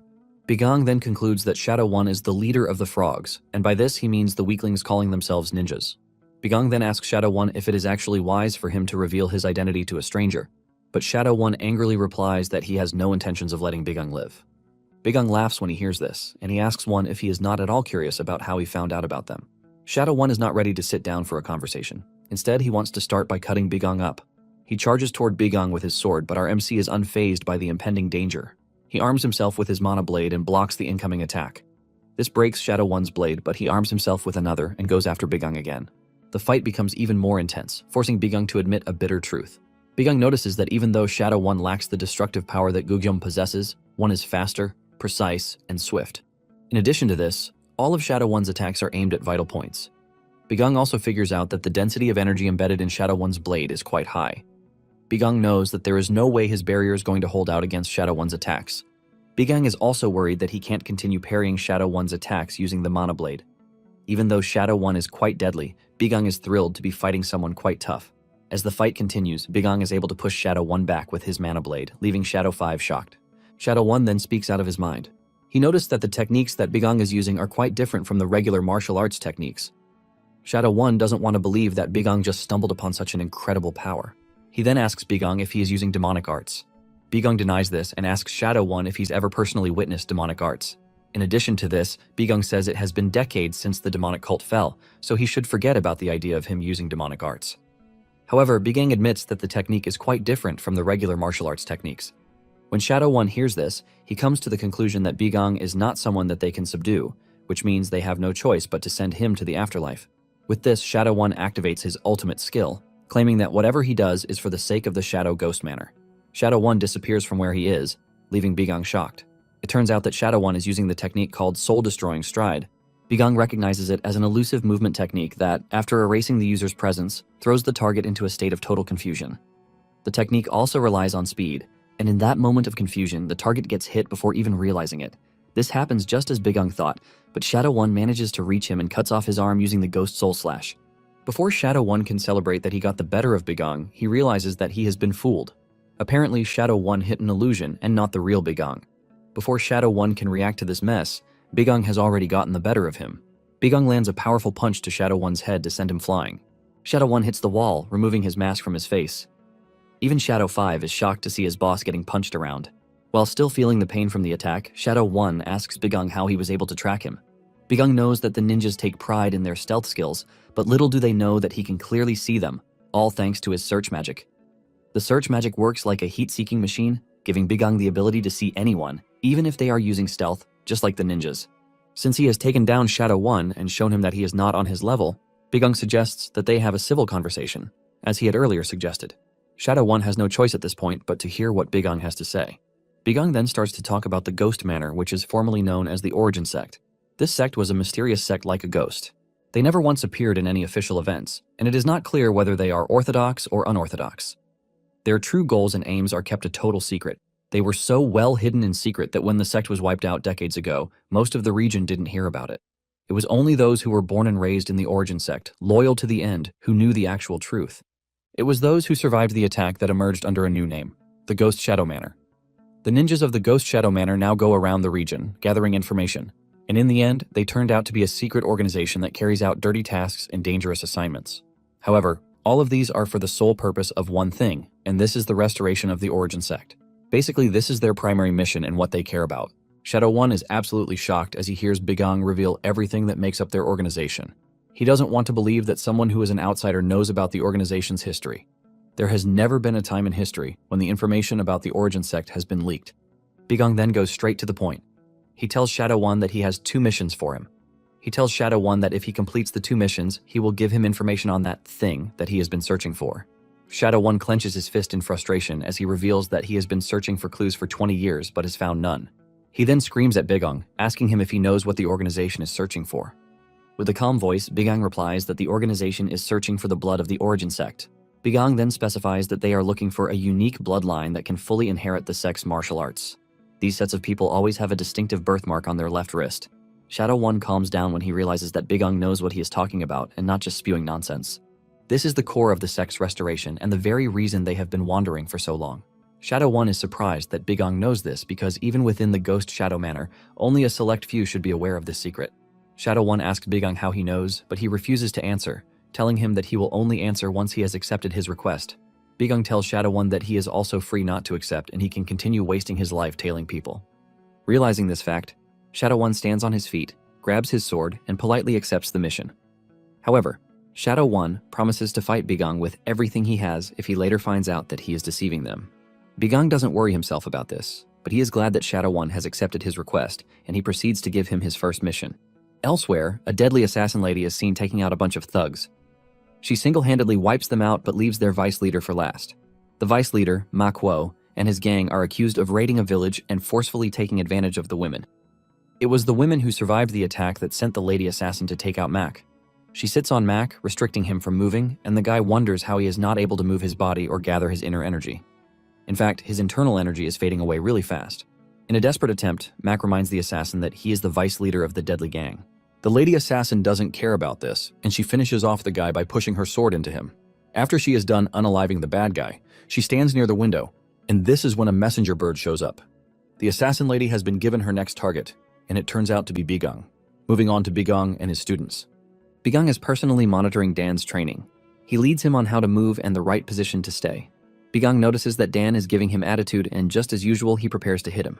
However, Dan begs him to stop, asking him why he is not beating Yon. Dan points to Yon, who is having his own personal training session. Yon is just standing there without doing anything, and Dan questions this. Bigang reminds Dan that Yon is not on his level, and when he tries to argue, Bigang angrily beats him since this is the only thing he responds to. Bigang walks away but glances at Yon from the corner of his eye. He is impressed that Yon is doing so well on his own. He urges him not to be bound by the original sword techniques of the Supreme Dragon Heaven Severing. He wants Yon to go to the swordsmanship that his senses are guiding him to. Bigang knows that Yon's talent is going to help him reach a higher level. Just then, Dan shows up again. Bigang asks him if he has completed his chi circulation, but Dan says no. He has come to talk to Bigang because he is worried. He doesn't know if he can really circulate his chi if he does as Bigang ordered him to. Bigang then tells Dan that he has no choice. He lets him know that the only way out of his problem is for him to accumulate enough internal energy. Bigang then asks Dan if he is gathering elixirs as an alternative, but he says no. Since this is not the case, Bigang tells him that the only way for him is to keep circulating his chi. Dan then agrees to do what Bigang says, and dejectedly walks away. Bigang understands why Dan is feeling insecure. He knows that Dan will not be proud of how he beat Yon because it was mainly tricks. However, Bigang knows that it is not something that can be dealt with in a hurry. Bigang then meets with Shadow One to ask him about the progress of the mission. Shadow One reveals that it has been 10 days with no progress. Bigang is worried because this might affect his plan. Just then, Deong shows up. Since Bigang is not in a good mood, he gives Deong a very disgusting look that is hard to miss. Deong questions Bigang on this, and Bigang tells him that he is disturbing him since he is busy with his class. Deong doesn't think Bigang is busy because he's just walking around. Deong wishes he could take on Bigang, but what he saw in the mountains that day let him know that he is no match for Bigang. Deong then tells him to go to the main hall because Semyoung wants to see him. Bigang honors the summons and makes his way to the hall. Semyoung is already waiting for him, and he asks Bigang how he has been faring. With a smile, Bigang mentions that he has been enjoying life with his talented students. Semyoung is not happy with the way things are going for Bigang, but there is nothing he can do about it. Semyoung then tells Bigang about one of the requirements of the academy. Since the academy is under the Orthodox Alliance, Semyoung says the alliance is doubtful of Bigang's proficiency. Apparently, the alliance has taken a keen interest in Bigang. Bigang is surprised that the alliance is after a nobody like him. Just then, a beautiful girl enters the room. It turns out the girl is an inspector sent by the alliance to evaluate Bigang. The girl introduces herself as Mei Solan, but the presence of Mei in the room trips something off in Bigang's head. However, he lies that he was captivated by her beauty. Semyoung then explains that Mei is a rising female master within the Orthodox Alliance. He adds that the lady is incredible and she reached the peak realm at a very young age. Semyoung urges Bigang not to do anything that will destroy his relationship with Mei. Bigang laughs at this and assures Semyoung that he will be a good boy, but something about Mei seems off to Bigang as he stares at her with a suspicious look. In a flashback, we get to see the mission that Bigang gave Shadow One.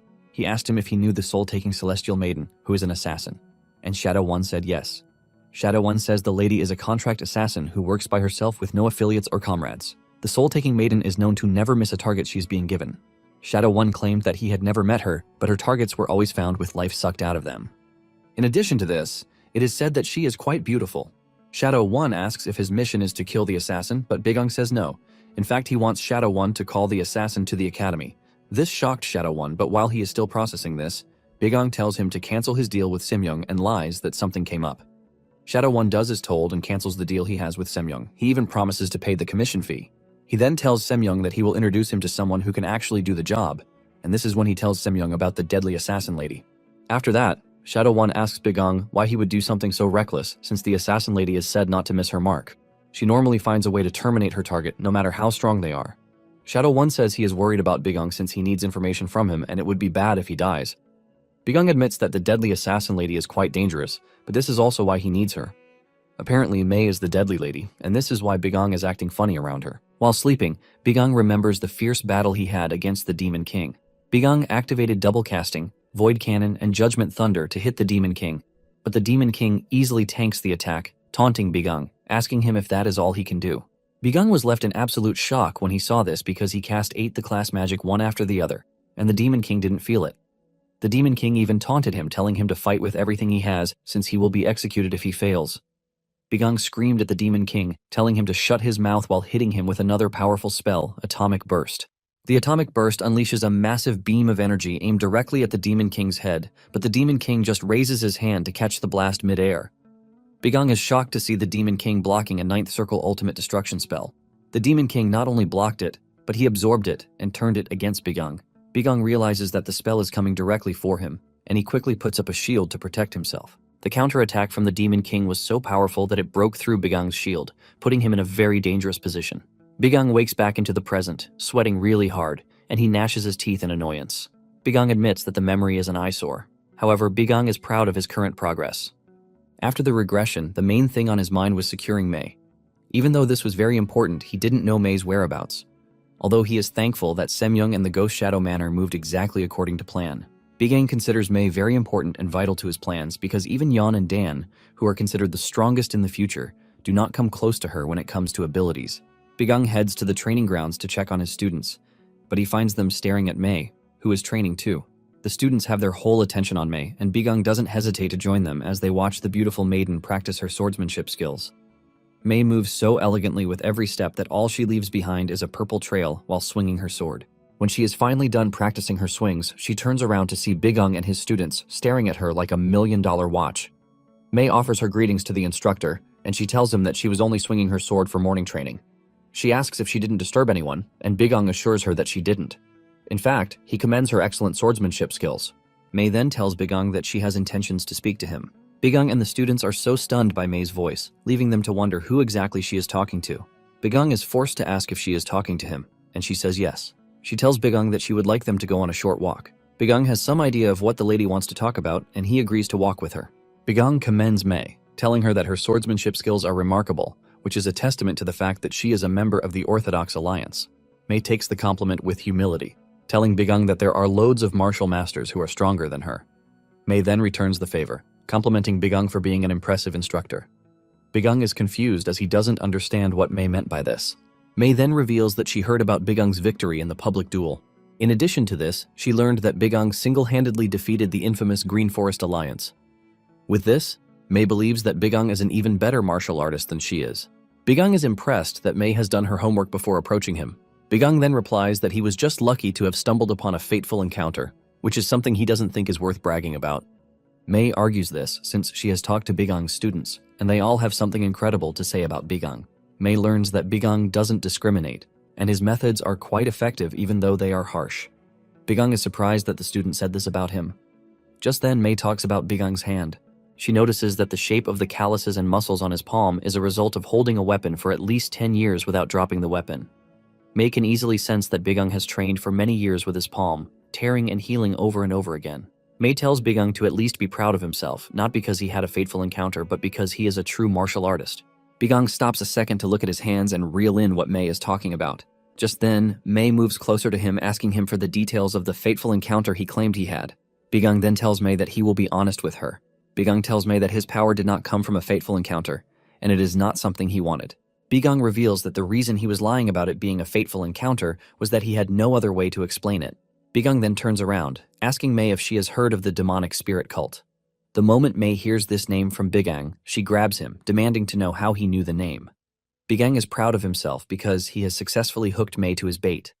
Apparently, decades before the demon invasion, there was a divine cult that existed, and they were known as the demonic cult. They were a massive group, and they had a leader called Heavenly Demon. They also had a philosophy to prioritize strength over everything, and because of this, their power expanded rapidly.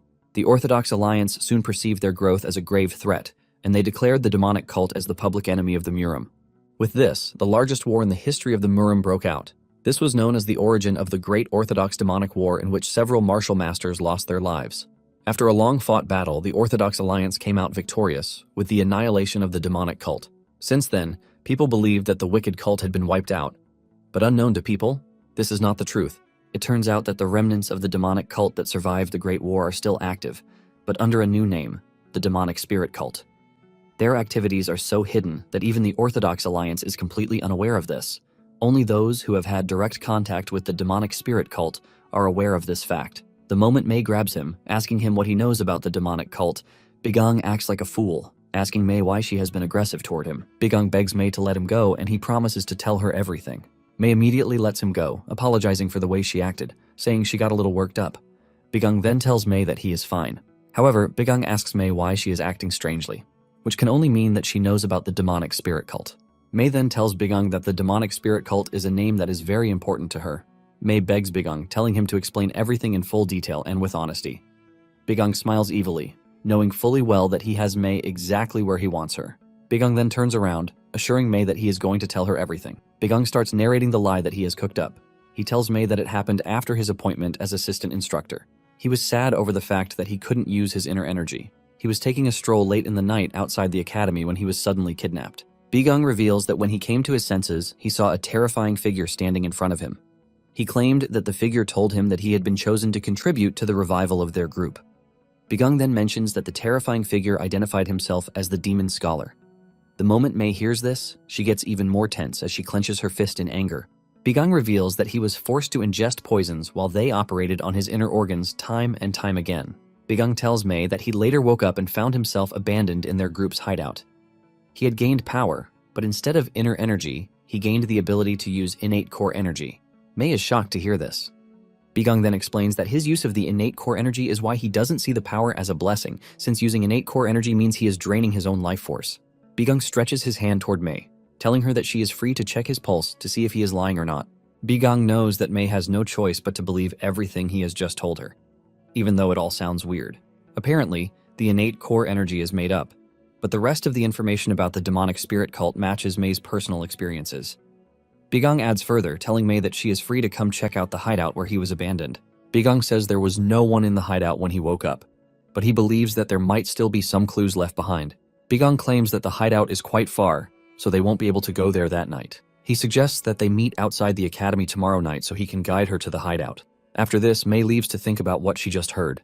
Everything Bigung told her was absolute BS since he never met anyone from the demonic cult in his past life. His power also has nothing to do with innate core energy because it is pure magic. Everything was a lie he made up just to get to Mei, and he was able to craft these lies because he heard them directly from her. In a flashback, Bigung is strapped to a machine to be experimented upon by the demons. He screams in pain while the demons monitor his condition. The demons were able to discover something interesting about Bigung.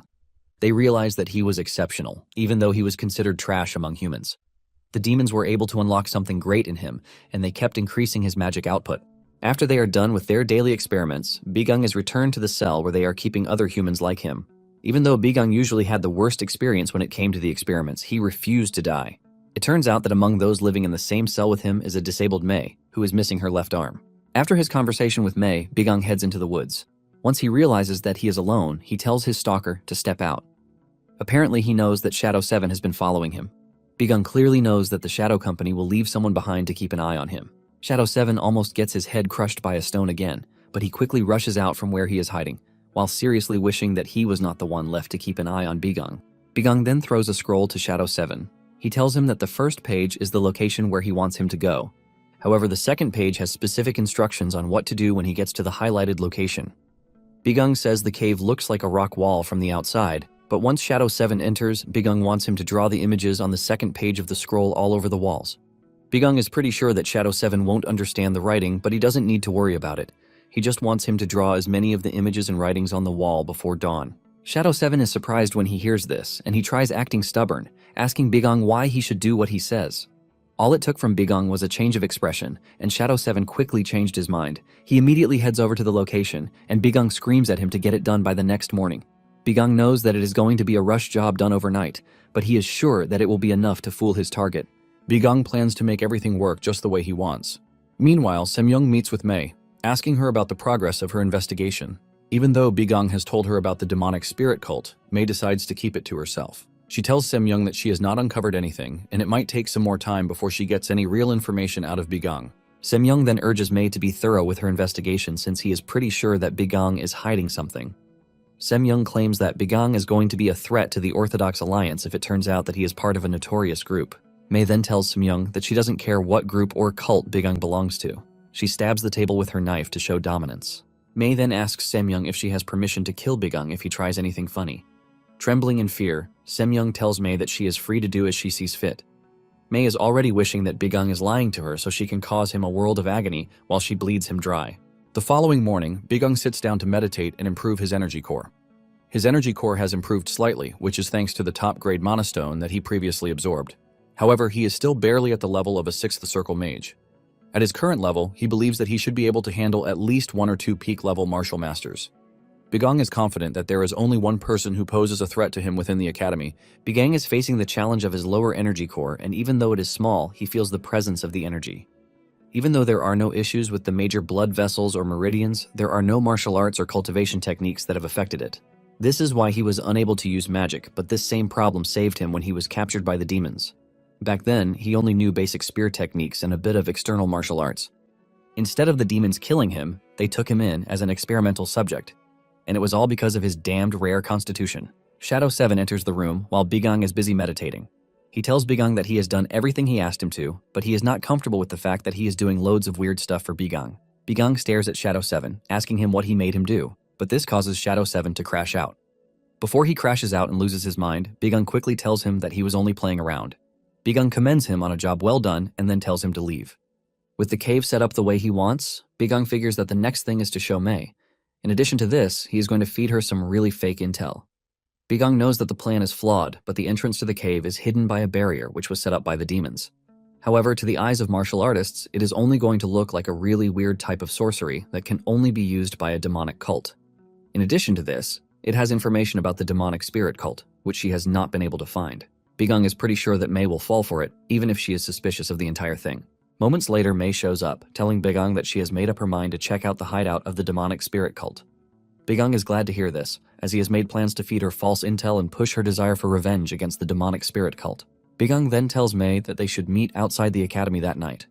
Bigung is pretty sure that he can easily manipulate Mei, and this is because of what he knows. In a flashback, Bigung and Mei lost the last human living in their cell. Bigung bangs the door, calling the demons to help him, but the poor dude dies, and the demons only came afterward to drag his body out. Mei believes that they might be the last remaining humans. However, Bigung is hopeful. He suspects that there might be other camps like the ones they are in somewhere else. Mei is sad and depressed, causing her to wish for death. Mei then tells Bigung that this isn't the first time something like this has happened to her. She reveals that the demonic spirit cult kidnapped her, and that was when she gained the energy-absorbing art. It was a side effect of the experiments performed on her by the demonic spirit cult. Mei lets Bigung know that he is the first person she is telling about the experiment, or that she was captured by the demonic spirit cult. Bigung is particularly impressed that Mei's energy-absorbing art works on monsters. Mei mentioned that she wanted to get revenge for what they did to her, but she later gave up. She couldn't find a single trace of the demonic spirit cult for 10 years, and eventually, she realized the truth. She realized that the cult was a vast organization, which is far beyond her reach. Mei also tells Bigung the real reason she joined the war against the demons. It turns out that while everyone was fighting for the survival of humanity, Mei was just in the war to try and get a place to die. However, it was never the intention that she would end up slowly dying in a cell controlled by the demons. Bigung noticed how broken she was, and he told her not to give up. He told her to stop acting like it is all over because no matter how bad it looks, they are alive.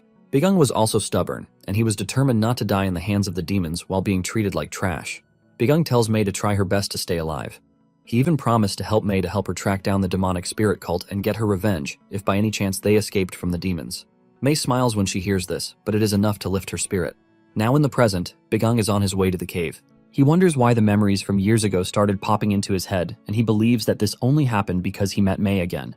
However, Bigung doesn't want to succumb to emotions because his priority is to make sure that Mei becomes a vital part of his plan.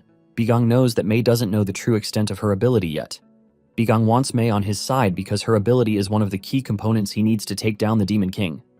Meanwhile, Mei has reached their meeting location already. She scouted the area beforehand to make sure that there were no traps or anything suspicious.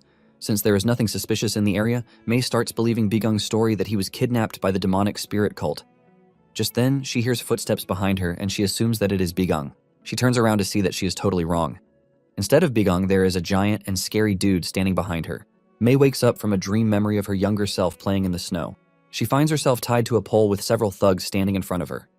It turns out that she has been captured by the Black Death sect, and the giant dude in front of her is their leader, Wee Sangtak. The Black Death sect is a notorious sect known for robbery, abduction, and every other vile crime that is known to humanity. In fact, the leader and the vice leader of the sect are brothers. Mei cannot believe that she allowed herself to get captured. Normally, there was no way the sect would have gotten close to her without her realizing it, and she starts wondering if she let her guard down because she heard a clue about the demonic spirit cult. Sangtak talks about Mei going after his brother. He believed that Mei was able to defeat his brother by seducing him, but he later realized how wrong he was. Before they could capture her, the sect had to sacrifice lots of people. Mei taunts Sangtak, telling him that he talks too much. She asks him if he is ready to taste the dust like his brother.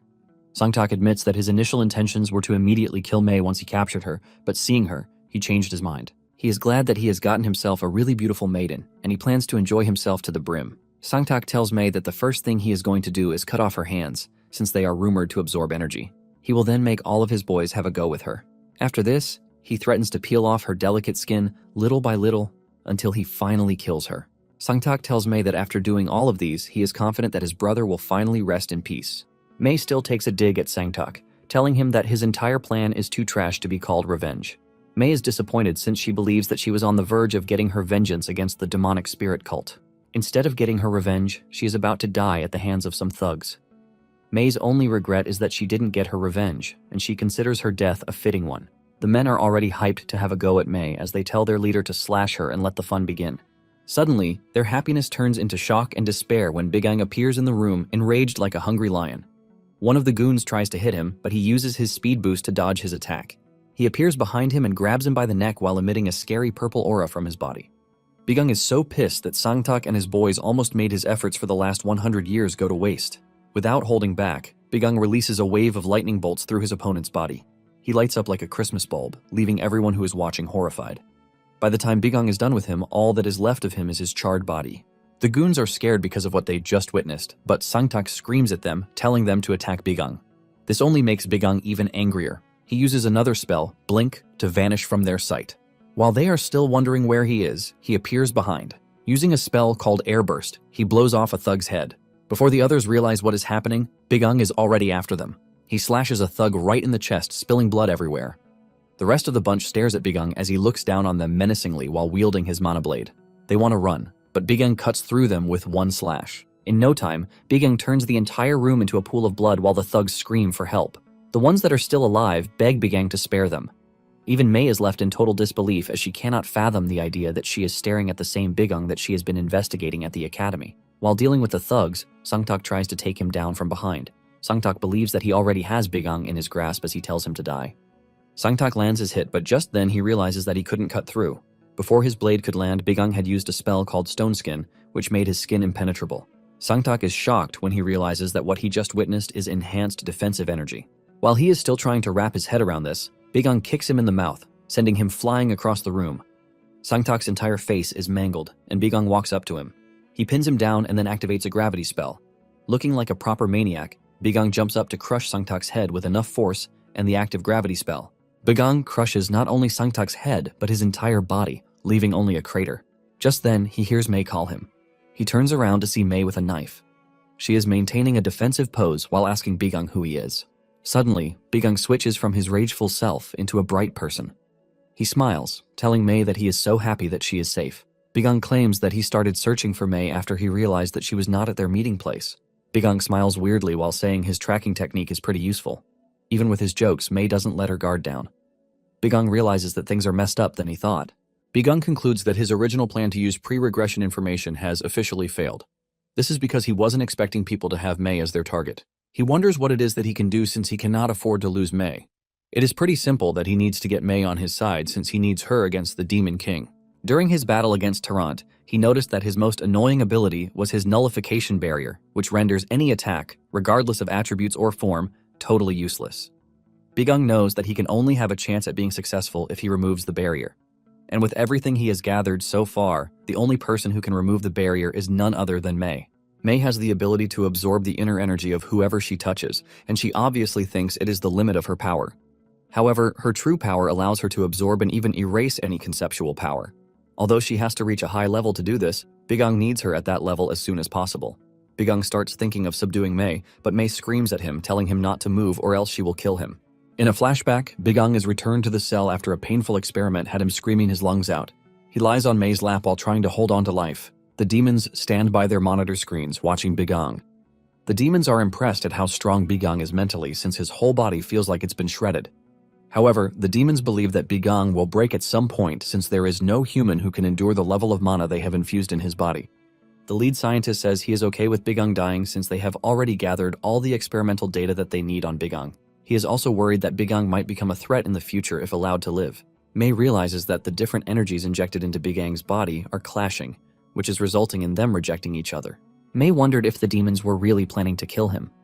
Bigong subtly called on Mei, telling her to kill him because he can no longer take the pain. Mei scolds Bigong, telling him to stop saying rubbish. She reminds him that they need to stay alive together so that they can get their revenge. Suddenly, Mei noticed that Bigong was already losing consciousness, and his body was even breaking down. Just then, Mei resorts to a desperate move to use her powers on Bigong. Shortly afterward, Bigong wakes up to realize that his pain is gone, and all of the clashing energies inside him have also vanished. Bigong is totally confused about how this is possible until he hears Mei's voice behind him. Bigong is shocked to see that Mei has absorbed everything and her body is on the verge of breaking down. Bigong screams at her and he tries rushing toward her, but he falls to his knees since he is still weak. Mei tells him to stay still since he was just about to lose his life. Mei explained that after she learned that her abilities work on the demons, she learned that she can actually absorb more things than she thought. She actually managed to absorb the energy inside Bigong, but because the energy is strange to her system, she couldn't erase it. Mei scoffs, saying it might have worked if she had realized it a bit sooner. On the other hand, Bigong was crashing out since he knew that Mei was dying. He asks her why she would risk her life and do such a thing for him. Mei then tells him that she did it because Bigong once told her not to give up. Bigong weeps bitterly, telling Mei that he only said this to keep her alive. With her last strength, Mei tells Bigong to stay alive. She wants him to live on and remember that there was someone named Mei. She also made mention of something before she finally passed on. Now, in the current timeline, Bigong tells Mei not to be nervous, assuring her that he has no intention of harming her. He proves this by dropping his sword, but Mei still doubts his intentions. Mei then asks Bigong how he was able to track her down. She also wants to know if the techniques that Bigong used can be considered martial arts. Mei continues to debunk everything that Bigong has told her, as there is no way she is ready to believe any of it. Mei screams at Bigong, demanding that he reveal his real identity. Bigong calmly replies, telling her that there is no way she is going to believe even if he tells her. Instead of trying to tell her the truth, Bigong tells Mei that he has something for her. Mei demands to know what it is, and Bigong starts by assuring her that he is going to help her take revenge on the demonic spirit cult. The second thing is that he is going to make her martial arts and absorption skills even greater than they currently are. Mei is shocked as Bigong spills everything that he plans to do. Bigong then adds that he is going to be responsible for Mei, protecting her from anything that might want to harm her. However, Bigong has just a single request, and this is for Mei to stay at the academy so she can be by his side. When Mei hears this, she gets mad, demanding to know what Bigong meant by this. She assumes that Bigong wants her to become his mistress. Bigong then tells Mei that he doesn't mean it the way she is putting it. He lets her know that he means it in the literal way.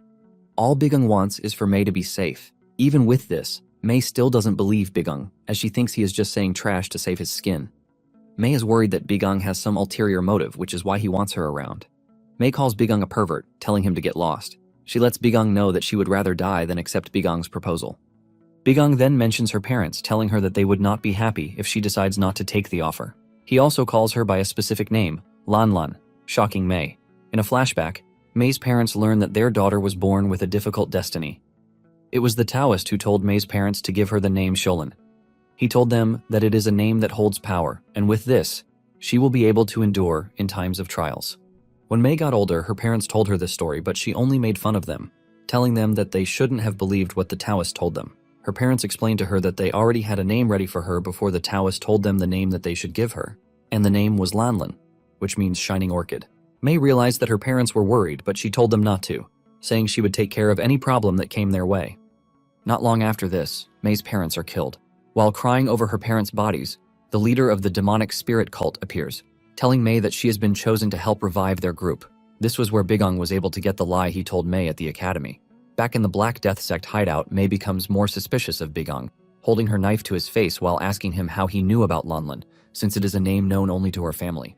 Bigong subtly tells Mei that he can't tell her since there is no way she is going to believe him. Bigong pushes her blade away and turns around to leave, telling her that he has told her everything that he can, and she is left to make her choice. However, he lets her know that the promise he made earlier was not an empty one. With this, Bigong leaves the hideout. Mei is left in shock as she tries to understand the great difference between a rageful Bigong and the playful one she saw at the academy. When Bigong returns to the academy, he finds Shadow 7 waiting for him. Shadow is surprised that Bigong was able to slip past him. Shadow is blurting out a bunch of nonsense when Bigang turns around to look at him. The cold and scary stare from Bigang scares Shadow 7 so bad that he runs out of the room, telling Bigang that they will continue their discussion later. Without cleaning up, Bigang falls on his bed in frustration. The next day, Bigang heads to the training ground to check on his students, but his mind is not settled. All he can think of is Mei. Bigang believes that he has messed things up with Mei, and there is no way she is going to believe him. Bigang assumes that Mei has retreated to carry out her own investigation, which is something he would absolutely do. Another part of Bigang tells him to track Mei down since she is absolutely crucial to the plan he's been putting together for hundreds of years. Suddenly, Bigang hears one of the students greeting Mei. Bigang is shocked, and he turns around to confirm. Lo and behold, it is none other than Mei, and she is all smiley and cheerful. Mei walks up to Bigang and she apologizes for interrupting him. She demands that they have a quick discussion, and Bigang quickly agrees. While the students are training and meditating, Bigang and Mei stand in the distance to have their talk. Mei demands Bigang's hand, and after checking it, she concludes that it is true that Bigang cannot use martial arts since there is no trace of inner energy flowing in his meridians. Bigang asks her if she believes him, but this only triggers her anger. She lets Bigang know that there is no way she is going to believe him after all the lies he told her. Mei doesn't appreciate the fact that Bigang has been deceiving her since they met. Bigang adds that he also intentionally asked Mei to investigate his past. Mei realizes that Bigang has been using her from the start. Mei lets Bigang know that she's curious to know how Bigang learned about her family and past, but since she can't beat the information out of Bigang, she is ready to let Bigang deceive her one more time. Bigang then reveals that he had already given up, believing that she had left. Mei mentions that she could have left since it's the rational thing to do, but she wants her revenge against the demony spirit cult so badly that she wants Bigang to keep to his word. However, she promises Bigang that she would move mountains to kill him if it turns out that he is actually lying to her. Bigang smiles, promising Mei that he will make sure she gets the revenge that she desires. Mei then asks Bigang how he knew about her past since she had never told anyone before. It turns out that the name was what Mei told Bigang before she died in the cell after saving his life. Mei urges Bigang to remember the moment of her death, and not only the sadness, but also the little happiness that was wrapped in it. Bigang then tells the current Mei that even if he tells her how he found out, there is no way she's going to believe him. Up next, one of Bigang's students, Nyung Soso, receives a challenge from a prominent student, Manhwa. She claims that Bigang's class is trash and she is going to expose them. Nyung, on the other hand, assures Bigang that she is going to make sure their class is not disgraced. She is determined to make sure that the Mok clan doesn't get their dirty claws into the class. Because of this, Nyung starts training really hard, while Mei supervises her. Mei commends her, telling her that she has a really good stance, but she lets her know that she is straining too much when unleashing her form. She urges her to try to execute it more flexibly. When Mei initially joined the class, Nyung was worried, but after spending time with her, she has grown to realize that she is actually kind and gentle. Because of this, she feels some sort of relief when she is around Mei. Just then, Bigang shows up, claiming that there is a big announcement. He brings out a scroll with SPC written on it and says this is what their class will be called. The students are shocked since the name sounds freaking ridiculous, and they start asking him what sort of name he has gone ahead to choose for them. Just as usual, Bigang is already threatening to beat some manners into them. Bigang then mentions that the acronym stands for Special Purpose Class. He tells them that they are currently in a class with a special mission that is specific to the class only. Dan then asks Bigang what the mission is, and Bigang says it is the defense of the Central Plains Murim. From Nyung's perspective again, she sees Bigang as a cool and respectable instructor who was originally known as a trash instructor. However, everything changed a month ago during a sparring match where he shocked everyone by displaying incredible techniques. Without delay, he passed the exam for promotion to become a full-fledged instructor, and then he became the class's mentor. Even though Bigang is always claiming that he suffered a fateful encounter, the students believe that it is good news for him and for them too. Back to the entirety of the class, Mei walks up to Bigang, telling him that he is spewing nonsense by telling the students that the fate of the Murim depends on them.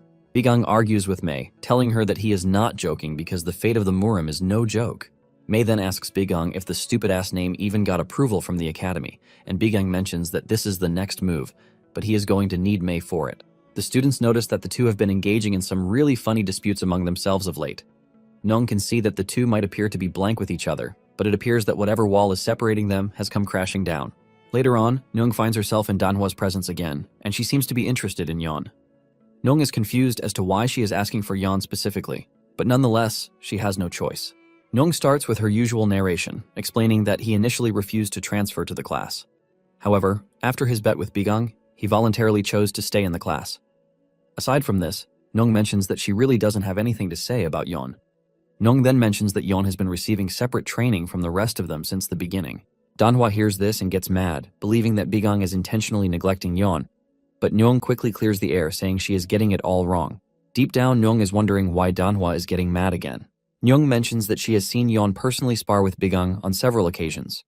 With what Nyong knows, she tells Danhwa that Yeon is the only one who has gotten the opportunity to cross blades with Bigang. Apparently, most of the time, he is always standing silently in front of the dummies.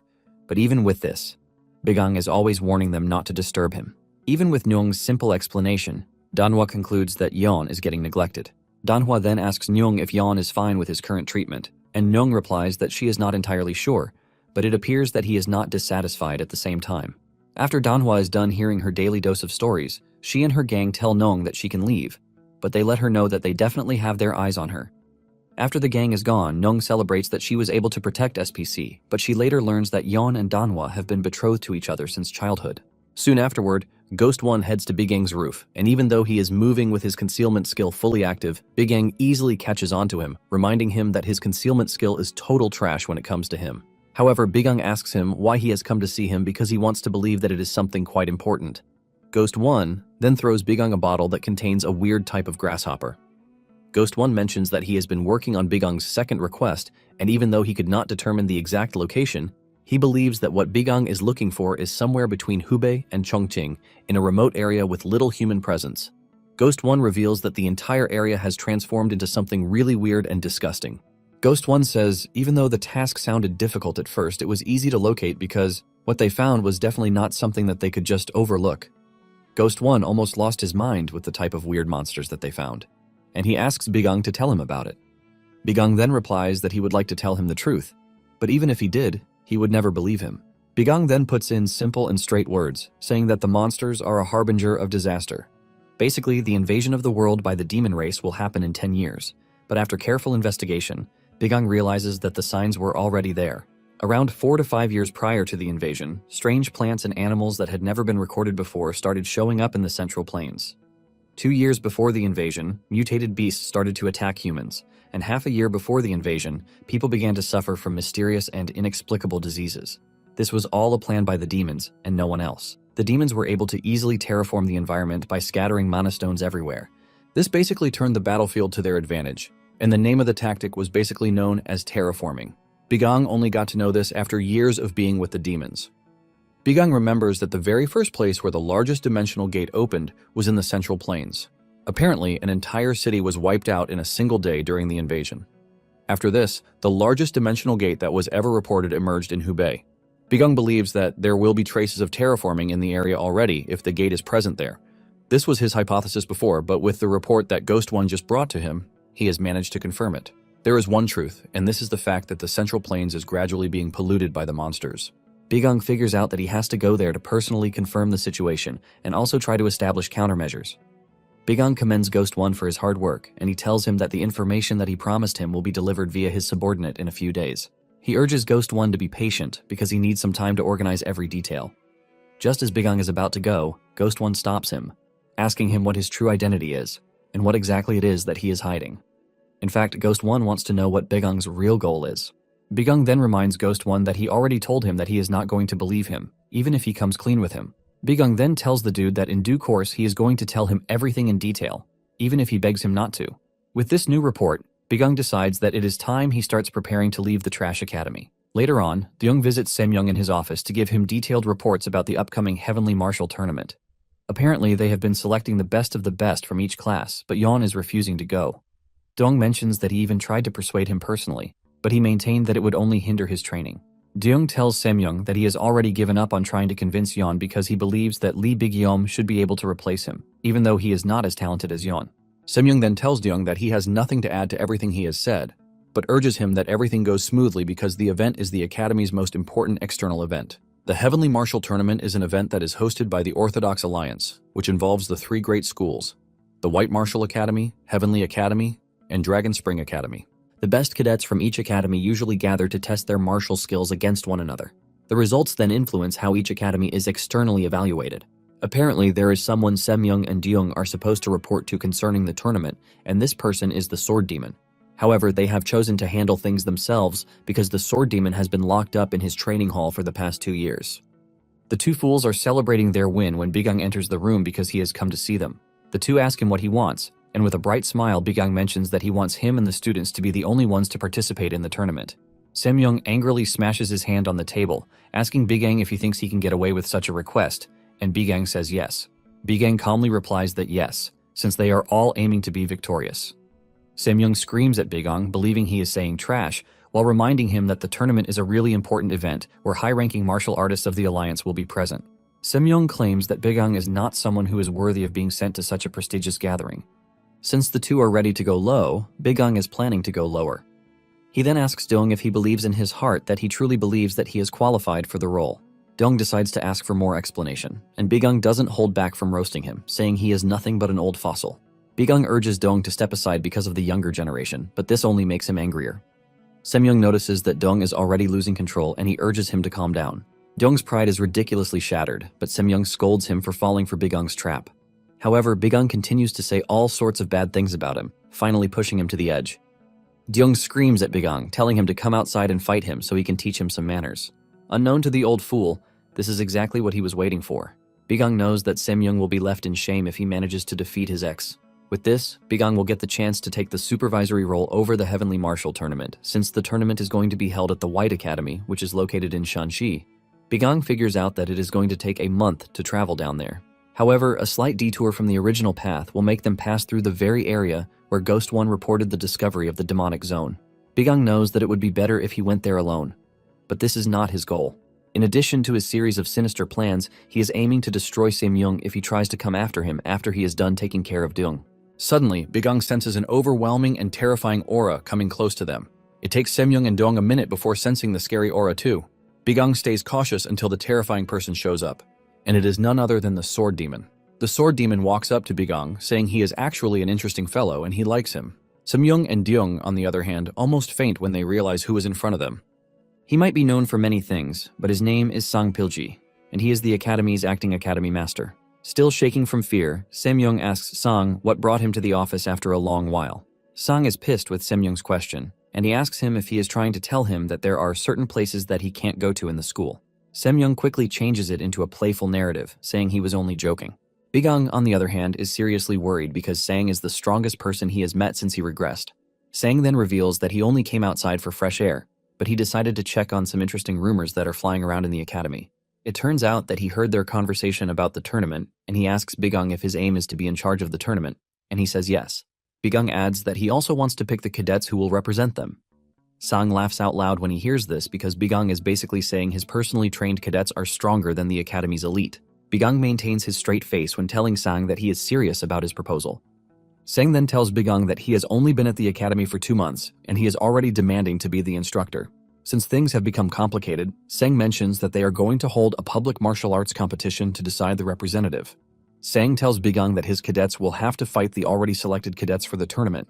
While saying this, Sang smiles ear to ear, but Bigang is already freaking out. When the entire class heard of this, they freaked out, wondering why they were suddenly being involved in the martial arts tournament. Not only that, they are getting to fight against the academy representatives before they even get a chance for the tournament. Bigang scratches his head in frustration, saying things went out of his control. The class continues to grumble about how he didn't inform them first, but Bigang scolds them for acting out when he is trying to help them out. Mei is also not on board, and she demands that Bigang explain himself because this is not the first time he is going to set something up without informing them first. Mei demands to know why they are suddenly participating in the tournament, and Bigang boasts, saying it is his own way of showing the class how wide the world is beyond what they know. Bigang basically calls the academy total trash, shocking Mei, since he is an instructor at the freaking academy. While everyone is busy freaking out, Yeon just calmly asks Bigang if the match bracket has been decided just yet. Bigang frustratingly says yes, revealing that he just went to get the schedule. Bigang calls out the names, and the first person on the list is Yeom Jaryang. Yeom almost loses the function of his mouth when he hears his freaking name on the damned list. Bigang tells him that he is going to be facing off against Sang Cho-jin from the Ferocious Tiger class, and he is also a first-year student like him. Yeom holds his head in frustration, and when Bigang sees this, he senses that he has some connections with Cho-jin. Yeom mentions that he and Cho-jin used to be in the same class, and even though Yeom challenged him to a fight multiple times, he was always getting beaten up. Bigang teases him, telling him that he should have at least tried to win even if it was just once.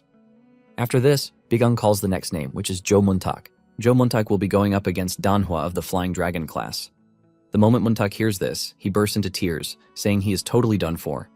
Bigang is confused by his reaction, and he asks him who Danhwa is because he has definitely heard the name before.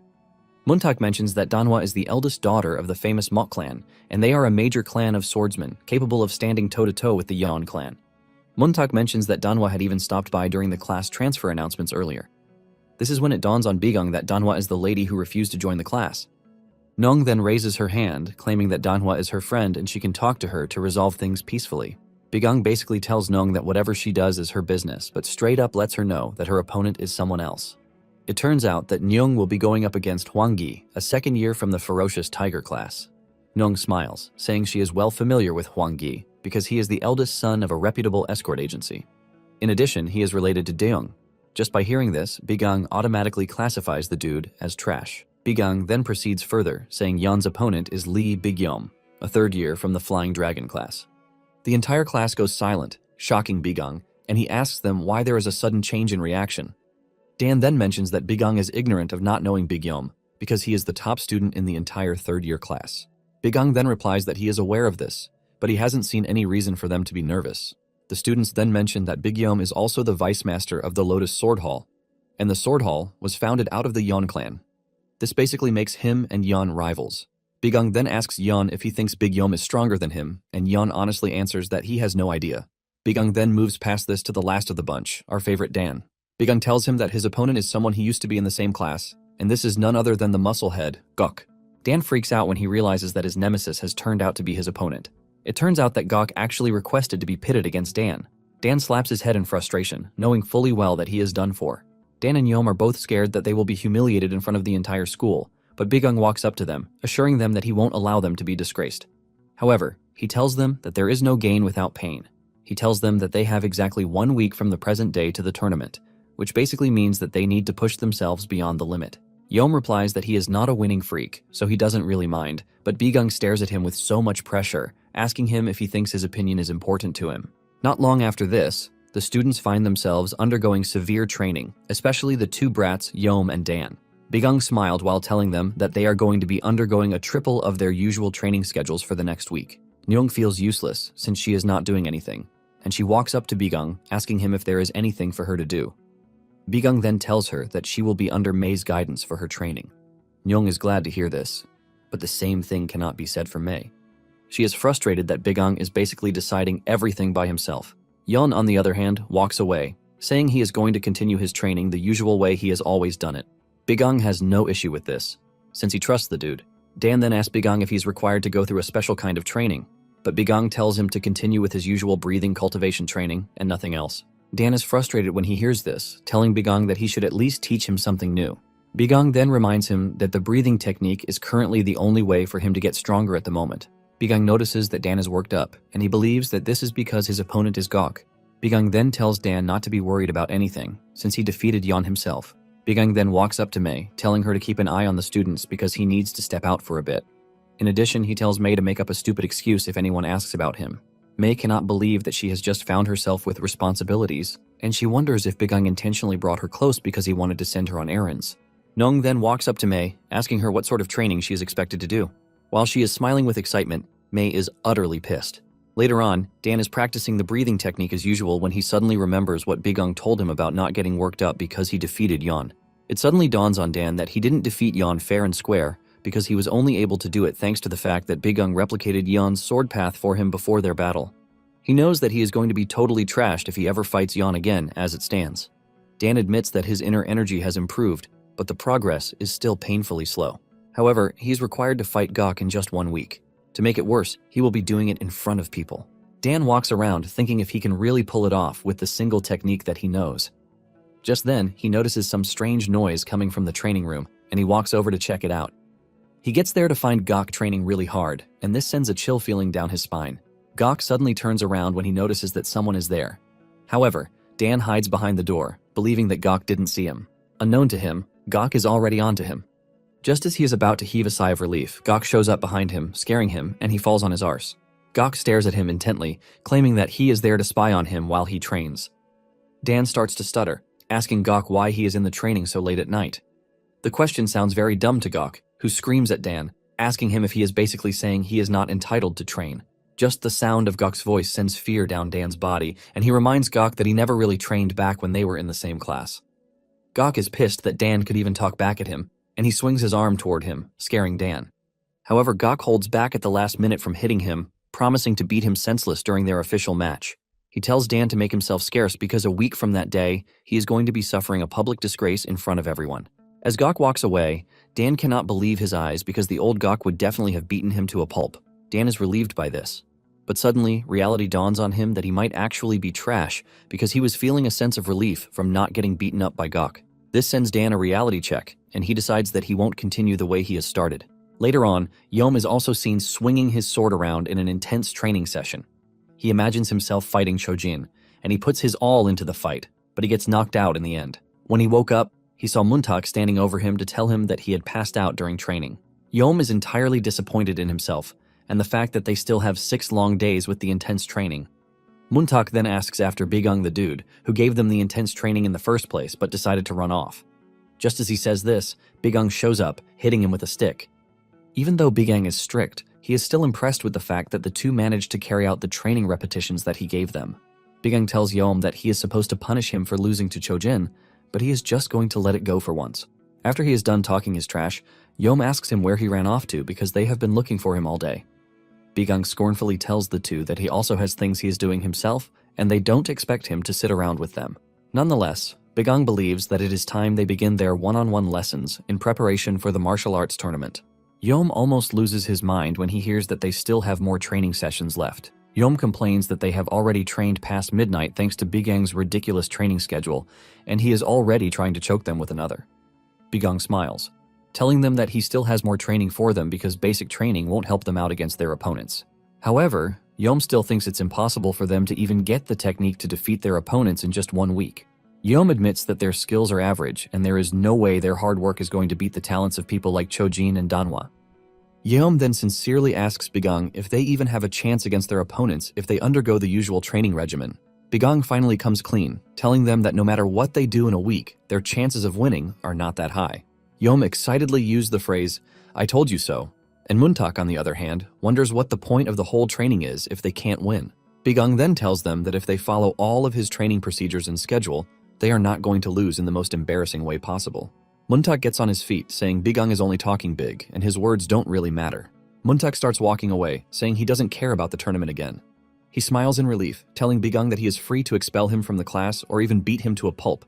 But this won't change his mind. Bigung's alter ego almost steps out to beat Muntak just like he wanted, but Bigung controls it. Yom, on the other hand, asks Bigung if what he said about not losing in the most embarrassing way is actually possible. Bigung is shocked to hear this coming from Yom because he was already expecting him to quit.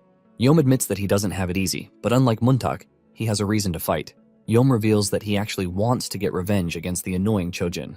Yom looks absolutely determined when saying this, and Bigung loves it. Bigung then tells him that because of how he just behaved and what he said, he has gotten full marks. Meanwhile, Yon is in training, and as usual, he is alone until Big Yom shows up, asking him why he suddenly cares about the tournament, because he never did before. Yon is shocked to see Big Yom coming to talk to him, and he asks him if he really came to talk to him about why he shouldn't join the tournament. Yon finally offers his pleasantries, but Big Yom tells him to hold because he is wise enough to know that they don't like each other. Big Yom asks Yon why he is suddenly joining the martial tournament. Yon then tells Big Yom that he is getting things wrong because the decision wasn't his, but the decision of his teachers. Big Yom laughs at Yon, saying he is only coming up with excuses, and he screams at him, telling him to speak the truth. Big Yom says that Yon is just pissed and bitter that he took his spot, and he is just trying to get back at him. Yon is disappointed that Big Yom is jumping to conclusions, which is what he is always doing. Yon walks past Big Yom, telling him that he is free to think whatever he wants because he is not in the business of changing his view. Big Yom angrily pulls out his sword and places it on Yon's neck, telling him not to overestimate himself because the only reason he tolerated him so far was because of the main clan, not because he was weaker than him. However, he no longer cares, since Yon has gone ahead to provoke him. Big Yom assures Yon that he is not going to pity him during the martial arts tournament. Yon finally speaks up, asking Big Yom what his true purpose is and why he is training in martial arts at the academy. Big Yom screams like a goat, saying he is doing this to reveal to the world the truth, which is unknown to the common people. And the truth he is talking about is that his clan's swordsmanship is superior to that of Yon's clan. After hearing this, Yon sighs, saying they both agree on the same thing. Big Yom is shocked to hear this, and he is forced to ask Yon what he meant. Yon ignores him and gives him a piece of advice, saying he shouldn't swing a sword that he doesn't intend to cut with because doing such will only destroy his clan's image. Big Yum is pissed at this, but Yon continues to ignore him, telling him that they are going to meet during the tournament. Big Yum angrily swings his sword at the ground to try and scare Yon, but he just ignores him. On the other hand, Dan is thinking about what Gok told him and how he plans to trash him around during the tournament. With what he saw and what Gok said to him, Dan can see that Gok is not joking around with the tournament. Dan is thinking about this when he turns around to see Yom practicing a really painful but what seems like an efficient technique. Dan immediately realizes that something about Yom seems totally different. Dan is about to walk up to him when Muntak stops him from behind, telling him not to disturb Yom.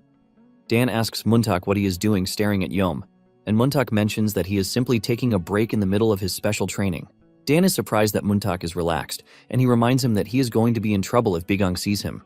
Muntak assures Dan that Bigang won't be coming because he spent all night teaching Yom a weird cultivation method. After this, he vanished from the academy again. Dan is surprised to hear this, and he assumes that Bigang taught both Muntak and Yom the technique, but Muntak quickly excludes himself, saying he didn't stay around for the lesson because he was exhausted.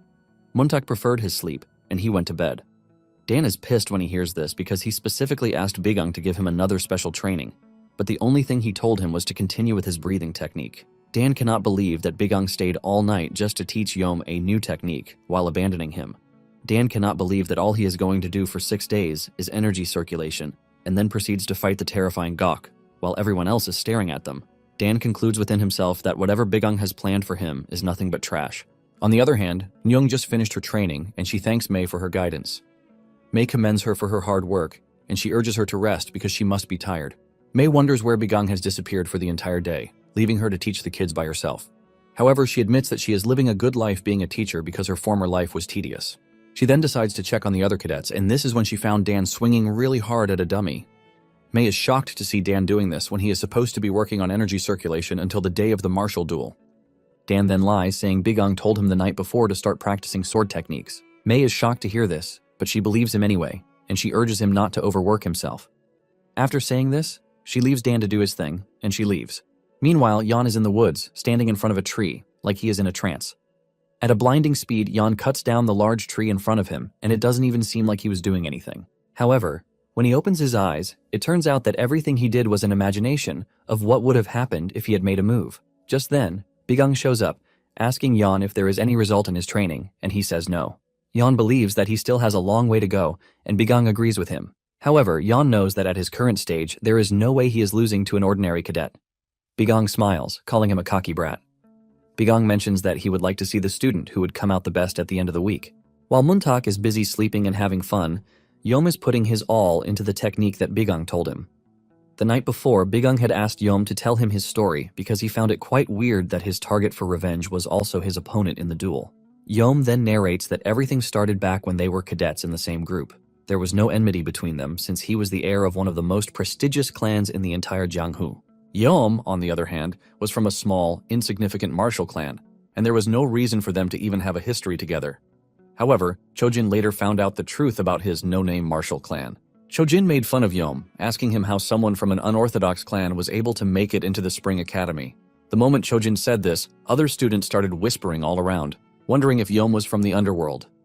Yom was pissed when he heard this, and he confronted Chojin, telling him that he might have gotten the wrong information. He admits that his father was once an unorthodox martial artist, but he already gave up that path long ago, and with the approval of the Orthodox Alliance, he started a new life. Yom adds that this all happened before he was even born. However, Chojin didn't care, and he even slapped Yom on the face for talking back at him. Chojin calls Yom's father a traitor, who abandoned his own faction and clung to the Orthodox faction and even had the nerve to bear a child. Chojin mentions that everything about Yom disgusts him, and this pisses Yom off. Yom angrily swings his wooden sword at Chojin, but Chojin easily takes him down. After the first time that he lost to him, Yom continued challenging Chojin over and over again, but he always defeated him.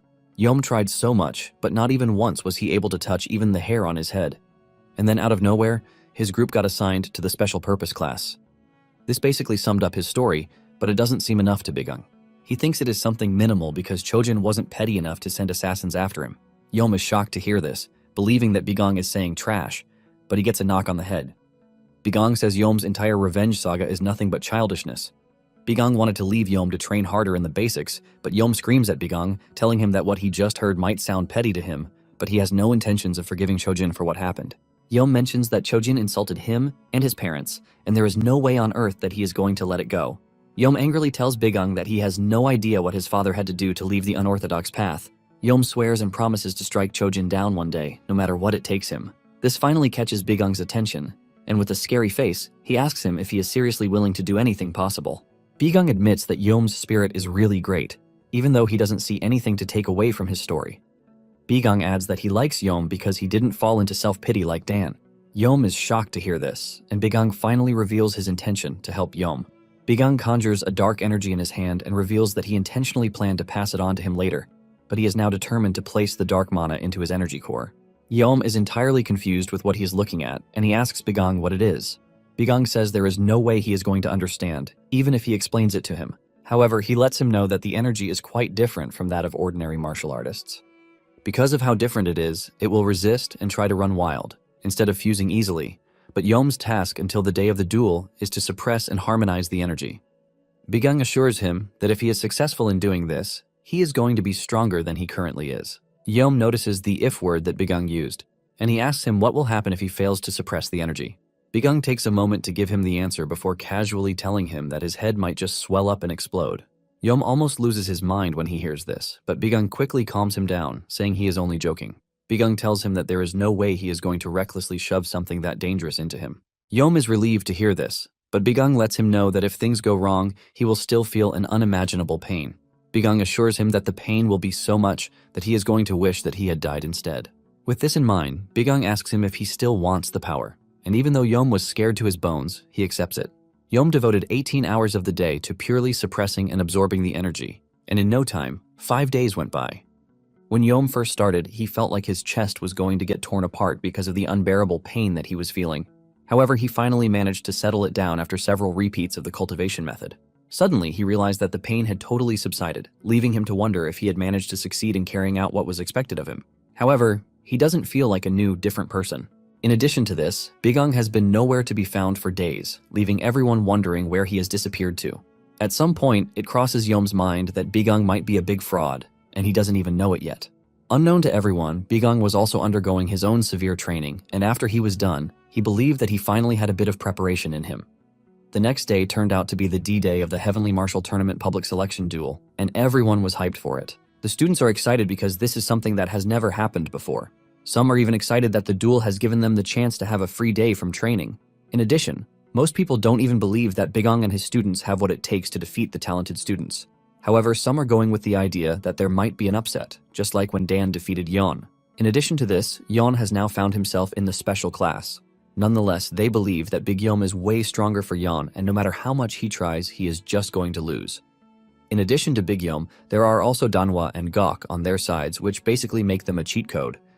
They are confident that no matter how much the ordinary man works, there is no way he is going to beat talent. Deung also believes this because the candidates he selected are the best in the academy, and it would have been a complete list if Yeon were present.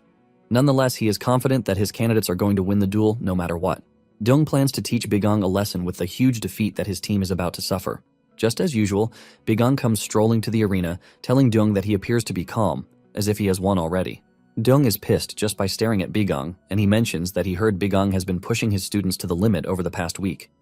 Bigung smiles, saying his students are pretty useless, which is why they need the extra training. Deung then corrects Bigung, telling him that the kids are not useless but pitiful. Bigung is confused by this, and Deung tells him that it is all thanks to him that the kids suffered meaningless hardship throughout the week. In addition to that, he and his students are about to suffer a great humiliation in front of everyone. Bigung smiles, saying he can clearly see that Deung is still pissed about how their last encounter went down. Just then, Bigung notices that Deung is hanging a new sword on his waist, and he calls his attention to this. Deung is proud of the sword, and he mentions that it is a custom-made sword that was given to him to wield alongside his students during the Heavenly Martial Tournament. Bigung looks genuinely impressed by the sword, and Deung continues to glaze at the sword, saying the sword's name is Violet Dawn Sword. Deung mentions that he got it from the region's most famous forge, and he paid a hefty sum of 200 silver for it. Deung adds that the sword has insurmountable durability because it can cut through stone without bending. To top it all off, the sword is beautiful. Deung calls it the definition of a masterpiece, and Bigung decides to stare at the sword with his all-seeing eyes. Bigung notices that the sword is actually decent, and in addition, it looks like the type of sword that he used during his days as a demon army commander. Bigang concludes that the sword is very similar, but he doesn't want to believe that it is the same sword. Nonetheless, Bigang is prepared to use anything that comes his way. Just then, Bigang tells Deong that they should place a wager on the outcome of the duel. Deong is shocked at the mention of a bet, and Bigang reminds him that they are both rooting for their candidates to win. In addition to that, they have not settled their previous grudge. Bigang then mentions that, depending on the final results, the loser must grant a request from the winner, and refusal will not be allowed. Deong is shocked that Bigang is trying to make a bet on the final results, and he reminds Bigang that he was the one who arranged the matchups for the duel. Bigang tells Deong that he actually remembers and then points out what he said about the candidates deserving to go through proper selection procedures. Deong then reluctantly tells Bigang that he is going to accept his duel. Bigang is glad to hear this because he was expecting Deong to hesitate, but since he has accepted, he can easily figure out that there is something he desperately wants. Deong scoffs, saying he has no intention of revealing what he wants because it would ultimately ruin the fun of it. Deep down, Deong believes that Bigang wants to steal his new sword away from him, which is why he suggested the bet. Deong already plans out what he wants, and this is Bigang resigning from his position as an instructor in the academy. With this, Deong is pretty sure that the annoying special purpose class will be dissolved, and Yeon will return to his rightful place. To top it all off, he wants to use the opportunity to teach Bigang a lesson to stop daring him. Since they have both agreed to the bet, Bigang reminds Deong that there is no backing down. Momentarily, Sang shows up on stage and he calls everyone's attention to why they are gathered. Sang mentions that in the past, representatives were always picked at the discretion of the instructors. But Bigang has challenged that method, and because he found it interesting, he actually accepted the proposal. Due to this change, the original candidates will face off against the challengers, and the winners will advance. Basically, the duel is going to be one-on-one and a total of 5 matches. Victory comes by surrender or by knocking the opponent unconscious. Sang then mentions that any clear attempt to kill means automatic loss to the offender. Once he is done calling out the rules, he declares the match open. The first fighters of the day are Yeom and Chojin. Upon getting to the stage, Muntak can see that Yeom is already nervous. Chojin wastes no time taunting Yeom, saying he has heard about his everyday training. Chojin cannot believe that Yeom has been training just so he can lose to him. With a scornful face, Chojin calls Yeom a vermin who has refused to know his place. Chojin asks Yeom if he remembers how many times he has lost already, and Yeom says he is aware of this. Yeom replies that Chojin has defeated him 8 times in total, and the moment Yeom says this, he makes his move, dashing toward Chojin in anger. He leaps at Chojin, planning to land an aerial hit, but Chojin easily delivers a painful horizontal strike that hits Yeom on the face, telling him that he is still trash. Muntak holds his head in frustration, saying nothing has changed, even with all the training that Yeom did. Outside the arena, Bigang can also see Deong smiling because he is already feeling confident. Deong cannot believe that Bigang was literally trying to get Yeom to defeat Chojin. Deong is confident that the result will remain the same because he has watched the two fight many times in the past. In all of their fights, Yeom has lost to Chojin so badly on the previous occasions that they met. In addition, Deong is confident that there is no result that can go against him because the battle bracket is arranged with the most suitable matchups. Deong calls this an experience on his path, while Bigang is nothing but a rookie who needs to learn. Deong is also looking forward to his wager with Bigang because he is about to suffer an inexplicable and humiliating defeat. Deong cannot wait till Bigang suffers the consequences of his actions. Instead of being scared, Bigang suddenly smiled because he knew what was going to happen. By the time Deong turns back his head to watch the fight, he is shocked to see Yeom hitting Chojin so hard that he almost breaks in two. With his regular poker face, Bigang lets Deong know that the outcome of the match is already determined, and Deong has no chance whatsoever. Chojin is shocked when it dawns on him that he actually got hit by Yeom. Yeom smiles while staring at him, and this triggers Chojin, who angrily swings his sword at Yeom to knock him to the ground. Chojin is pissed that a lowly person like Yeom is laughing at him, and this forces him to start going after Yeom really hard. Muntak is excited that Yeom managed to land a hit, but to make it worse, he is already getting himself pounded like a drum. Muntak wonders if Yeom was only able to land the hit because Chojin let his guard down. Yeon agrees with Muntak, saying Chojin was probably careless. However, Yeon doesn't believe it is the only factor that they need to consider because he was just as careless in his other matches against Yeom too. Yeon then tells Muntak that Chojin is born of royalty and would never just allow someone who is from the trash to just hit him carelessly. This is when it finally dawns on Muntak that Yeom has changed, and he is not the old dude that he knows again. On the other hand, when talking about the Heavenly Tiger Martial Academy, it was one of the most ancient and prestigious schools in Hunan, boasting over 100 disciples. And the master of this school is Chojin's father. He is the only son of his father, which makes him the region's most renowned prodigy. Chojin is considered the only one who has mastered every technique that the Martial Academy has to provide. In addition, he was raised on countless elixirs and blessed tonics since he was a kid. He is considered a chosen genius among all geniuses. Still enraged that Yom managed to land a hit on him, he activated his technique's first form, the Heavenly Radiance Flurry. Yom manages to keep his ground against this, but Chojin follows through with the Heavenly Cloud Mobility art. By using the 18 rampant steps, he gets behind Yom before he could even react to him. He then uses his technique's sixth form to try and finish Yom off. However, Yom tanks the attack even though his body is reeking with pain. Chojin is pissed that he messed things up in an official match and allowed himself to be hit by such trash. Chojin plans to crush Yom so badly that he won't even get the chance to breathe because this is the only way he can redeem himself. Chojin increases the intensity of his attacks, and he moves to the ninth form. This provides so much attack power that he was sent flying. Yom crashes into the arena grounds, and Chojin smiles, believing that he has finally defeated Yom. Suddenly, he hears Yom asking him if he is done because he didn't even feel anything. Yom tells Chojin that he is not going anywhere because he is not done yet. Chojin almost loses his mind when he sees Yom standing like nothing just hit. Apparently, Chojin just used his best attack against Yom, but he still managed to tank it. While he is trying to piece together what could have happened, Yom dashes toward him at a blinding speed. However, Chojin feels no threat coming from Yom, and he prepares another strike in wait for him. Chojin lands his hit on Yom, throwing him back, but barely 10 seconds later, Yom comes dashing toward him again. Yom swings his sword at Chojin, and luckily for Chojin, he dodges the strike, but the strike leaves the ground shattered. Chojin realizes that Yom's strikes are completely different from before, and he soon figures out that the more Yom gets hit, the more energy he builds up.